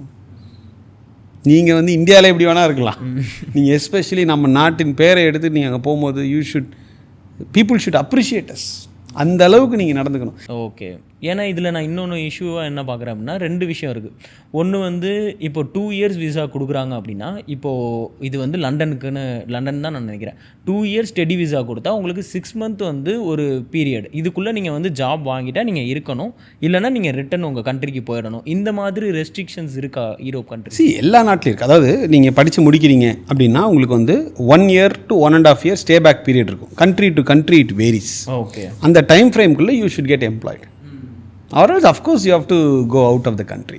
யூகேயில் என்னென்னா நீங்கள் படித்து முடித்து அவங்க இன்றைய காலகட்டத்தில் இப்போது ஆட்சி மாறப்போது என்ன நடக்க போது தெரியல. ஆமாம், அது வேறு 2வது பிரச்சனை. நீங்கள் படித்து முடித்த பிறகு they give you 2 years post study work permit. Okay. அந்த ஸ்டூடெண்ட் நல்லா குவாலிஃபைட் வேலை வாங்கிட்டான். ஆனால் அந்த 2வது வருஷம் முடிஞ்ச பிறகு மெஜாரிட்டி ஆஃப் த கம்பெனிஸ் வந்து அந்த வீசாவை எக்ஸ்டெண்ட் பண்ணுறதுல கெட் அவுட்டுங்கிறான். ஓகே. ஏன்னா உங்களை எம்ப்ளாய் பண்ணணும்னா அந்த போஸ்ட் ஸ்டடி ஒர்க் பர்மிட் முடிஞ்ச பிறகு அவன் ஏகப்பட்ட பேமெண்ட் கவர்மெண்ட்டுக்கு கட்டணும். ஓகே. அவன் எதுக்கு அதை கட்ட போகிறான்? இன்னொரு 2 வருஷம் புதுசாக வந்திருப்பாள் ஸ்டூடெண்ட்டு, நீ கிளம்பு நீ வா. அவங்களுக்கு குத்த சொல்ல முடியாது. ஒரு கம்பெனி எதுக்கு நடத்துறீங்க? உங்கள் ஷேர் ஹோல்டர்ஸ்க்கும் அதுக்கும் நீங்கள் ஹை டிவிடெண்ட் கொடுக்கறது தான். அவங்க பண்ணுறது கரெக்டு தப்புன்னு சொல்கிறதுக்கு நமக்கு எந்த உரிமையும் இல்லை. பட் 2 years அவங்க அந்த ஒர்க் வீசா முடிஞ்ச பிறகு நான் பெருவாரியாக கேள்விப்பட்ட வரைக்கும் they are not extending. இங்கே அப்படிலாம் எதுவும் கிடையாது. நீங்கள் படிங்க, எம்ப்ளாய்டா, the company will convert the student visa to work visa. Okay. அங்கேயே ஆனால் வேலை இப்போ வாங்க முடியுமா? உங்ககிட்ட நான் அஷூரன்ஸ் கேட்கல, பட் அங்கே இண்டஸ்ட்ரி கூட கனெக்ட் இருக்குது, ஒரு யூனிவர்சிட்டி கூட அப்படின்னு நம்ம சொல்கிறோம். வேலை வாய்ப்பு வந்து இந்தியாவில் படித்து ஒரு மாணவன் வந்து அந்த ஒரு கம்பெனியில் பிளேஸ் ஆகிறதோட அங்கே பர்சன்டேஜ் அதிகமாக. கண்டிப்பாக நீங்கள் வந்து சப்ஜெக்ட் புரியாமல் பாஸ் பண்ண முடியாதுல்ல. இங்கே 85% வாங்கின ஒரு மாணவனுக்கோ மாணவிக்கோ எலக்ட்ரோடுக்கும் டயோடுக்கும் வித்தியாசம் தெரியல இசிஇ படித்த ஸ்டூடெண்ட்டுக்கு. அங்கே அந்த மாதிரி வாய்ப்பு இல்லையே. Open book examination, practical examination. So நீங்கள் சப்ஜெக்ட் நாலேஜ் இல்லாமல் பாஸ் பண்ண முடியாது. சப்ஜெக்ட் நாலேஜோடு நீங்கள் பாஸ் பண்ணும்பொழுது இதர திறமைகளும் உங்களிடம் இருக்கும் பட்சத்தில் you could get employed. Okay. இப்போ அங்கே இருக்கிற சிலபஸில் வந்து இந்த ஓப்பன் புக் எக்ஸாம்னு சொன்னீங்க, அதில் என்ன பெனிஃபிட்டாக நம்ம பார்க்க முடியும்? ஓப்பன் புக் எக்ஸாமினேஷன்னாங்க, இப்போது நீங்கள் கார் ஓட்டினதே இல்லை இதுக்கு முன்னாடி, ஓகே, ஃபஸ்ட்டு டைம் காரை கொடுத்துட்றாங்க, கையிலேயே புக்கு கொடுத்துட்றாங்க, கார் ஓட்டுவது எப்படின்னு ஓட்டிடுவீங்களா? முடியாது. அதே தான் ஓப்பன் புக் எக்ஸாமினேஷன்னா, நான் எழுதுந்து மெஜாரிட்டி ஓப்பன் புக் எக்ஸாமினேஷன்ஸ் தான். ஓப்பன் புக் எக்ஸாமினேஷன்னா புக்கில் இருக்கிறது கான்செப்ட், கொஷின் பேப்பரில் இருக்கிறது ப்ராப்ளம். ஓகே. கான்செப்டை உள்வாங்கிக்கிட்டு நீங்கள் அந்த ப்ராப்ளத்துக்கு உண்டான சொல்யூஷனை நீங்கள் கொடுக்கணும். ஓகே. நீங்கள் மனப்பாடம் பண்ணி வச்சுக்கிட்டு இந்த டயக்ராம் இது இப்படி இருக்குது, இது அப்படி இருக்குது, என்ன மனப்பாடம் பண்ணி என்ன பண்ண போகிறீங்க? நீங்கள் எந்த நாளைக்கு வேலை வாய்ப்பில் எந்த நிறுவனத்தில் இருந்தாலும் ஏதாவது மெட்டீரியல் ரெஃபர் பண்ணக்கூடாதுன்னு சொல்கிறாங்களா? அவங்களுக்கு தேவை சொல்யூஷன். நீ எந்த மெட்டீரியல் வேணால் ரெஃபர் பண்ணு. அதே மாதிரியான மாடுலேஷன் தான் இங்கே எக்ஸாமினேஷன் கொண்டு வரான். இங்கே வந்து ரிட்டன் எக்ஸாமினேஷன் மட்டும் கிடையாது, ஃபுல் லெபார்டரி எக்ஸாமினேஷன்ஸ் கூட இருக்கும், ஓரல் எக்ஸாமினேஷன்ஸ் இருக்கும், ரிட்டன் எக்ஸாமும் இருக்கும், இல்லை 3மே கம்பைண்டாக கூட இருக்கும். ஓகே. ஸோ அந்த மாதிரி இங்கே கொண்டு வந்தால் இங்கேயும் பெனிஃபிட். இப்போ இங்கே என்னன்னா இங்கே அதான பிரதர் நம்ம ஃபஸ்ட்டில் பேசணும் இல்லைங்களா? இங்கே நீங்கள் ஆசிரியர் இல்லாமல் என்ன கொண்டு வருவீங்க? கரெக்ட். என்ன கொண்டு வருவீங்க சொல்லுங்கள்? நான் இங்கே இருக்கக்கூடிய தனியாரையோ யாரையுமே குறை சொல்ல வரல. ஏன்னா என்னால் இப்போ நான் இந்த ஷோ முடிச்சுட்டு இதெல்லாம் என்கிட்ட கொடுங்க நான் தீர்த்துடுறேன்னா அது பேச்சு. நான் தனியார் கல்லூரி நடத்தினாலும் இதே நிலை தான். ஆசிரியர்கள் சுவர் இல்லாமல் சித்திரம் வரைய முடியாதுன்ற மாதிரி தரமான ஆசிரியர்கள் ப்ளஸ் ஆசிரியர் ஹாஃப் அ டே தான் யூனிவர்சிட்டியில் இருக்கும், மிச்சம் ஹாஃப் அ டே இண்டஸ்ட்ரியில் இருக்கும். அந்த நாலேஜ் இங்கே ஸ்டூடெண்ட்டுக்கு கொடுக்கணும், இங்கே நடக்கிறது அங்கே போகணும், அங்கே நடக்கிறது இங்கே வரணும். இப்படி இருந்தால் தான் இன்றைக்கி இன்னொரு காலேஜிலலாம் பார்த்தீங்கன்னா உங்கள் வீடு இங்கே இருக்குது, உங்கள் காலேஜ் இங்கே இருக்குது. காலேஜ் நீங்கள் சென்னையில் காலேஜ் எதிர்த்தாப்பில் இருக்குது, எப்படி போவீங்க? ரோடை கிராஸ் பண்ணி போவீங்க, இல்லாட்டி ஒரு யூட்டர்ன் அடித்து சேஃபாக போவீங்க. நீங்கள் காலேஜ் பஸ்ஸில் தான் போகணும். இது தெரியுமா உங்களுக்கு? இங்கே இந்தியாவில் சென்னையில் சென்னை வீட்டுக்கு எதிர்த்தாப்பில் காலேஜ் இருக்குது, நீங்கள் காலேஜ் பஸ்ஸில் தான் ஃபீஸ் கட்டலனாலும் பரவாயில்ல, வாசல்லையே காலேஜ் பஸ்ஸில் வந்தால் தான் என்ட்ரி. சார் வீடு எதிர்த்தாப்பில் இருக்குது, காலேஜ் பஸ்ஸில் வாப்பா, அதுக்கு எவ்வளோ ஃபீஸ்? அது கட்டு. ஓ பக்கத்தில் இருக்கா, சரி போ, நீ ஒரு 30,000 கட்டு. நம்ம தான் க்யூவில் நிற்கிறோம். We stand in queue. Food compulsory. ஆமாம், ஃபுட்டு கம்பல்சரி. காலைல 7:30 மணிக்கு சாப்பிட்டே ஆகணும். மதியமும் நாங்களே போடுவோம், அதையும் நீங்கள் சாப்பிட்டு தான் ஆகணும். நீங்கள் சாப்பிட்லான்னு பரவாயில்ல, மெஸ் கம்பல்சரி. ஃபீஸாவது கட்டு. பேரண்ட்ஸ் ஒன்று என்ன சார் கம்பல்சரி, நீங்கள் ஏன் போய் நிற்கிறீங்க, நீங்கள் ஏன் போகிறீங்க? ஒரு பையன் சொன்னான், ஆனால் ஃபனி நோட், நீ படித்து முடிச்சதுலேயே உனக்கு என்னடா தம்பி சேலஞ்சுன்னு. சார் பெரிய சேலஞ்சே இந்த காலையில் இந்த டிஃபனை சாப்பிட்டுட்டு எப்படியும் தூங்காமல் அந்த ஃபஸ்ட் ஹாஃப் ஓட்டிடுறது தான் சார் பெரிய சேலஞ்சு எனக்கு. சரிப்பா second half sir, second half அந்த சாப்பாடெலாம் சார் ஒரு செம்மையாக தூக்கம் வரும் சார், எப்படி மாட்டிப்போம். பேரண்ட்ஸ் நினச்சிட்ருப்பாங்க இவங்கெல்லாம் கஷ்டப்பட்டு படிக்கிறாங்க, இவங்க அதை பண்ணுவாங்க இதை பண்ணுவாங்க. என்ன சொல்கிறது, சில பேரண்ட்ஸ் என்கிட்ட வந்து கேட்பாங்க, எப்படி சார் இந்த குவாலிட்டி எஜுகேஷன் அதெல்லாம் ஓகே சார், நாங்கள் அங்கே படிக்கிற பசங்கிட்டலாம் பேசிட்டோம், இந்த மீல்ஸுக்கு என்ன அரேஞ்ச்மெண்ட்ஸ் பண்ணியிருக்கீங்க, சவுத் இண்டியன் மீல்ஸா, என்ன மாதிரியான மீல்ஸ் நீங்கள் எங்கள் பசங்களுக்கு கொடுக்க போகிறீங்க அப்படின்னு. மீல்ஸா, அதெல்லாம் இங்கே எதுவும் இல்லை. ஸோ நம்ம ப்ரையாரிட்டிஸ் பாருங்கள், வார்டன் ஸ்ட்ரிக்டாக இருப்பாரா, அதுக்கப்புறம் என்னது சவுத் இண்டியன் மீல் ஃபெசிலிட்டிஸ் கிடைக்குமா, ஈஸியாக பாஸ் பண்ணிடலாமா, இந்த கேள்விகளே எதை குறிக்குதுன்னா அடிப்படை புரிதல் இல்லாததை குறிக்குது. இது படிக்காத பேரண்ட்ஸ் கேட்டால் பரவாயில்ல, படித்த பேரண்ட்ஸ் கேட்கும்போது நான் அதை எப்படி பார்த்துக்கிறேன்னா, I should work more harder in creating more awareness தான் நான் அதை பார்க்க முடியும். கரெக்ட். அவங்களுக்கு ஏன் இது தெரியலன்னு நான் கேட்குறத விட நமக்கு இது தெரிஞ்சிருக்கா, சரி right, we will create more awareness. அதோடைய ஒன் ஆஃப் தி ஆக்டிவிட்டீஸ் தான் இந்த பாட்காஸ்ட். இப்போது இன்னொன்று வந்து நான் என்னோடய ஃப்ரெண்டுக்கிட்டேருந்து தான் எதுவுமே இன்புட்டாக எடுத்தேன். ஒரு கண்ட்ரி போகிறோம் அப்படின்னா நான் வந்து காலேஜ் ஃபீஸ் கட்டுறது இல்லாமல் ஒரு டெபாசிட் அமௌண்ட்டாக நான் வந்து அங்கே வச்சுருக்கணும், அப்போ தான் எனக்கு விசா கொடுப்பாங்க. நான் வந்து ஒரு சேஃப்டிக்காக இவ்வளோ லேக்ஸ் ஆகுது, ஒரு 2 lakhs 3 lakhs நான் வச்சுருக்கணும். இதை வந்து ஏஜென்சி என்ன சொல்லுவாங்கன்னா, நாங்கள் உங்களுக்கு ஃபஸ்ட்டு பே பண்ணிடுறோம், நீங்கள் வந்து நாங்கள் உங்களுக்கு அங்கே ஒரு 10 லட்ச ரூபாய் டெபாசிட் பண்ணிடுறோம், நீங்கள் போயிட்டு அதை அதுக்கப்புறம் வந்து ரெடி பண்ணி கொடுங்க. இந்த மாதிரி கண்ட்ரிஸ் ப்ரொசீஜர் இதெல்லாம் நடந்துச்சு 8-9 years பேக். இப்போ எம்பசியில் ரொம்ப உஷாராயிட்டாங்க. Okay, all reject. அதெல்லாம் இப்போ பண்ண முடியாது. இல்லை அது வந்து உண்மையான ப்ராசஸ் இல்லை அதாவது என்னன்னாங்க, இப்போ ஜெர்மன் நீங்கள் போகிறீங்க, கல்வி கட்டணம் இலவசம்ட்டான். அவன் என்ன சொல்கிறான், எங்களுக்கு 12 months இருக்கா, ஒரு வருஷத்துக்கு, ஒரு மாதத்துக்கு உனக்கு இவ்வளோ அமௌண்ட் தேவைப்படுதா, இதை ஃபஸ்ட்டு எங்களுக்கு அனுப்பிச்சிடு, இதை உனக்கு நான் 12 ஈக்குவல் இன்ஸ்டால்மெண்ட்டில் உனக்கு திருப்பி கொடுத்துட்றேன். ஓகே. அப்போ அவன் என்ன சொல்ல வர்றான்னா, லிவிங் எக்ஸ்பென்சஸை சமாளிக்க முடிஞ்சவங்க மட்டும் ஜெர்மன் வாங்க. ஓகே. கல்வி கட்டணங்கள் இல்லைன்னா கூட லிவிங் எக்ஸ்பென்சஸ் அதிகம் ஜெர்மனில். ஓகே, இப்போது அது வந்து எவ்வளோ மாதிரியான அமௌண்ட் இருக்கும்? ஒரு 12 monthsக்கு நான் லிவிங் எக்ஸ்பென்ஸ் 12 monthsக்கு இப்போ ஜெர்மனில் லிவிங் எக்ஸ்பென்சஸ்ன்னு பார்த்தீங்கன்னா உங்களுக்கு க்ளோஸ் டு 10,000 euros மேலே வரும் ஒரு வருஷத்துக்கு. 10,000 euros க்ளோஸ் டு 9 lakhs வரும். ஓகே. உங்களுக்கு வந்து பிளாக்ட் அக்கௌண்ட்டுக்கு அந்த பணத்தை அந்த நாட்டினுடைய உங்களுடைய பேங்க் அக்கௌண்ட்டில் லாக் பண்ணி அந்த 9 lakhsன்றதை 12 ஈக்குவல் இன்ஸ்டால்மெண்ட்ஸில் மாதம் உங்களுக்கு அக்கௌண்ட்டுக்கு வந்துக்கிட்டே இருக்கும், நீங்கள் யூஸ் பண்ணலாம். அவங்க இது எதுக்கு பண்ணுறாங்கன்னா, லிவிங் எக்ஸ்பென்சஸை அஃபோர்ட் பண்ண முடியாத ஸ்டூடெண்ட்ஸ் ஜெர்மனுக்குள்ளே வந்து அவங்க கஷ்டப்படக்கூடாது அப்படின்ற ஒரு காரணத்துக்காக இதை செய்கிறாங்க. இந்த பாயிண்ட் தான் கேட்கணும்னு நினச்சேன். இப்போது அவங்க வந்து என்ன முன்னாடி நான் வந்து அதை மித்தா என்னன்னு தெரில, நிறைய பேர் வந்து லண்டனுக்கு இந்த மாதிரிலாம் படிக்க போனாங்க, நிறைய பேர் லண்டன் தான் போனாங்க, அதனால் நான் லண்டனே பாயிண்ட் அவுட் பண்ணுறேன். என்ன பண்ணாங்கன்னா படிக்க போனாங்க, இப்போ வந்து விசா வந்து முடிஞ்சதுக்கப்புறம் என்ன பண்ணுவாங்க, இல்லை வேலை பார்த்துக்கிட்டு இருக்கும் போதே அங்கே நிறைய லோன் வாங்கிடுவாங்க, இவங்க பண்ணுற பேர்லையோ இல்லை ஸ்டடி பேர்லையோ அங்கே லோன் வாங்கிடுவாங்க, அதை எடுத்துகிட்டு இந்தியா ஓடி வந்துடுவாங்க அப்படிங்கிற மாதிரி. இதெல்லாம் நான் நிறைய கேள்விப்பட்டிருக்கேன். பட் இப்போ இதெல்லாம் ரொம்ப ஸ்ட்ரிக்ட் ஆகிட்டாங்க, அவங்க நிறைய அனுபவிச்சிட்டதுனால இதெல்லாம் எனக்கு தெரிஞ்ச வரைக்கும் 99% ஸ்டாப்டு. ஒரு ஸ்டூடெண்ட்ஸ் அதுதான் சொல்கிறேன், என்னோடய மைண்ட் செட் வந்து நான் எப்படி வந்து கிளாரிட்டி வச்சுட்டு ஒரு ஏஜென்சியை வந்து அப்ரோச் பண்ணணும். ஈரோப் சிட்டி சென்டர் மட்டும் இல்லை, நான் எப்படி வந்து ஏஜென்சியை வந்து சூஸ் பண்ணுறது. இப்போ நீங்கள் சொன்னீங்க அந்த அப்பா டீட்டெயில்ஸ் எல்லாம் கேட்குறது, இந்த மாதிரிலாம் ஸ்கிப் பண்ணிடலாம். இல்லை இன்றைக்கி உங்களுக்கு இப்போ நான் கனடா சொல்கிறேன், டாப் 10 யூனிவர்சிட்டிஸ் கனடாவில் யார் ப்ரமோட் பண்ணுறா இந்தியாவில்? ஒருத்தர் கனடாவில் இருக்கிற பிஜி டிப்ளமா, கனடாவில் இருக்கக்கூடிய காலேஜஸ் எங்கே இவர்களுக்கு கமிஷன் கிடைக்குதோ அங்கே தான் அவங்க போய் சேர்றாங்க. ஸோ நீங்கள் ஃபஸ்ட்டு நாடை செலக்ட் பண்ணிட்டீங்கன்னா அந்த தலை சிறந்த யூனிவர்சிட்டிக்கு நமக்கு எலிஜிபிளான்னு பாருங்கள். எந்த நாட்டில் தலை சிறந்த பல்கலைக்கழகங்கிறதுக்கு நீங்கள் எலிஜிபிள்னு பாருங்கள். அண்டு காஸ்ட் கம்மியாக செலவு பண்ணுங்கள். அண்ட் யூரோப் ஸ்டடி சென்டர் வாங்க, இன்ஃபர்மேஷன் கலெக்ட் பண்ணுங்கள், பிடிச்சிருந்தா ப்ராசஸ் பண்ணுங்கள், இல்லைன்னா விட்டுருங்க. And every Sunday every Wednesday 4 வருஷமாக இந்தியாவிலேயே பார்த்தீங்கன்னா லைவ் வெபினார் கண்டக்ட் பண்ணுறது நாங்கள் தான். Okay, free webinar 7:30 to 8:10. கரெக்டாக 7:30 ஸ்டார்ட் பண்ணுவோம், 8:10 வெபினார் க்ளோஸ் பண்ணுவோம். 40 minutes every Wednesday every Sunday 50 to 60 students வருவாங்க. இதை நான் 4 இயர்ஸாக பண்ணிகிட்ருக்கேன். அந்த அவேர்னஸ்லேயே அவங்களுக்கு தெரிஞ்சிடும், okay this is suitable for me, this is not suitable for me. என்ன இன்புட்ஸ் கிடைக்கும் அங்கே அதுலேருந்து? இங்கே ஃபர்ஸ்ட் ஆஃப் ஆல் இங்கே என்ன பிரச்சனை இருக்குது, இந்த பிரச்சனைகளுக்கு என்ன மாதிரியான தீர்வுகளை நம்ம கொடுக்க போகிறோம், ஏன் இந்த பிஜி டிப்ளமா, இந்த 1 year மாஸ்டர்ஸு, இந்த எதுக்கு நம்ம 80-90 lakhs கடன் வாங்கி போகக்கூடாது, இதெல்லாம் நம்ம சொல்கிறோம். மிக முக்கியமாக நேற்றுக்கு ஒரு ஸ்லைடு ஆட் பண்ண அந்த வெபினாரில் ஆஸ்திரேலியாவுடைய வீசா ஃபீஸ்னு ஒன்று இருக்குல்ல. இப்போ எங்கே போனாலும் அந்த வீசா ஃபீஸ்னு ஒன்று இருக்கும் இல்லையா, அந்த வீசா ஃபீஸ் வந்து பார்த்தீங்கன்னா equal to 90% of Austrian university இருக்குது பாருங்கள். Okay, 1 year fees.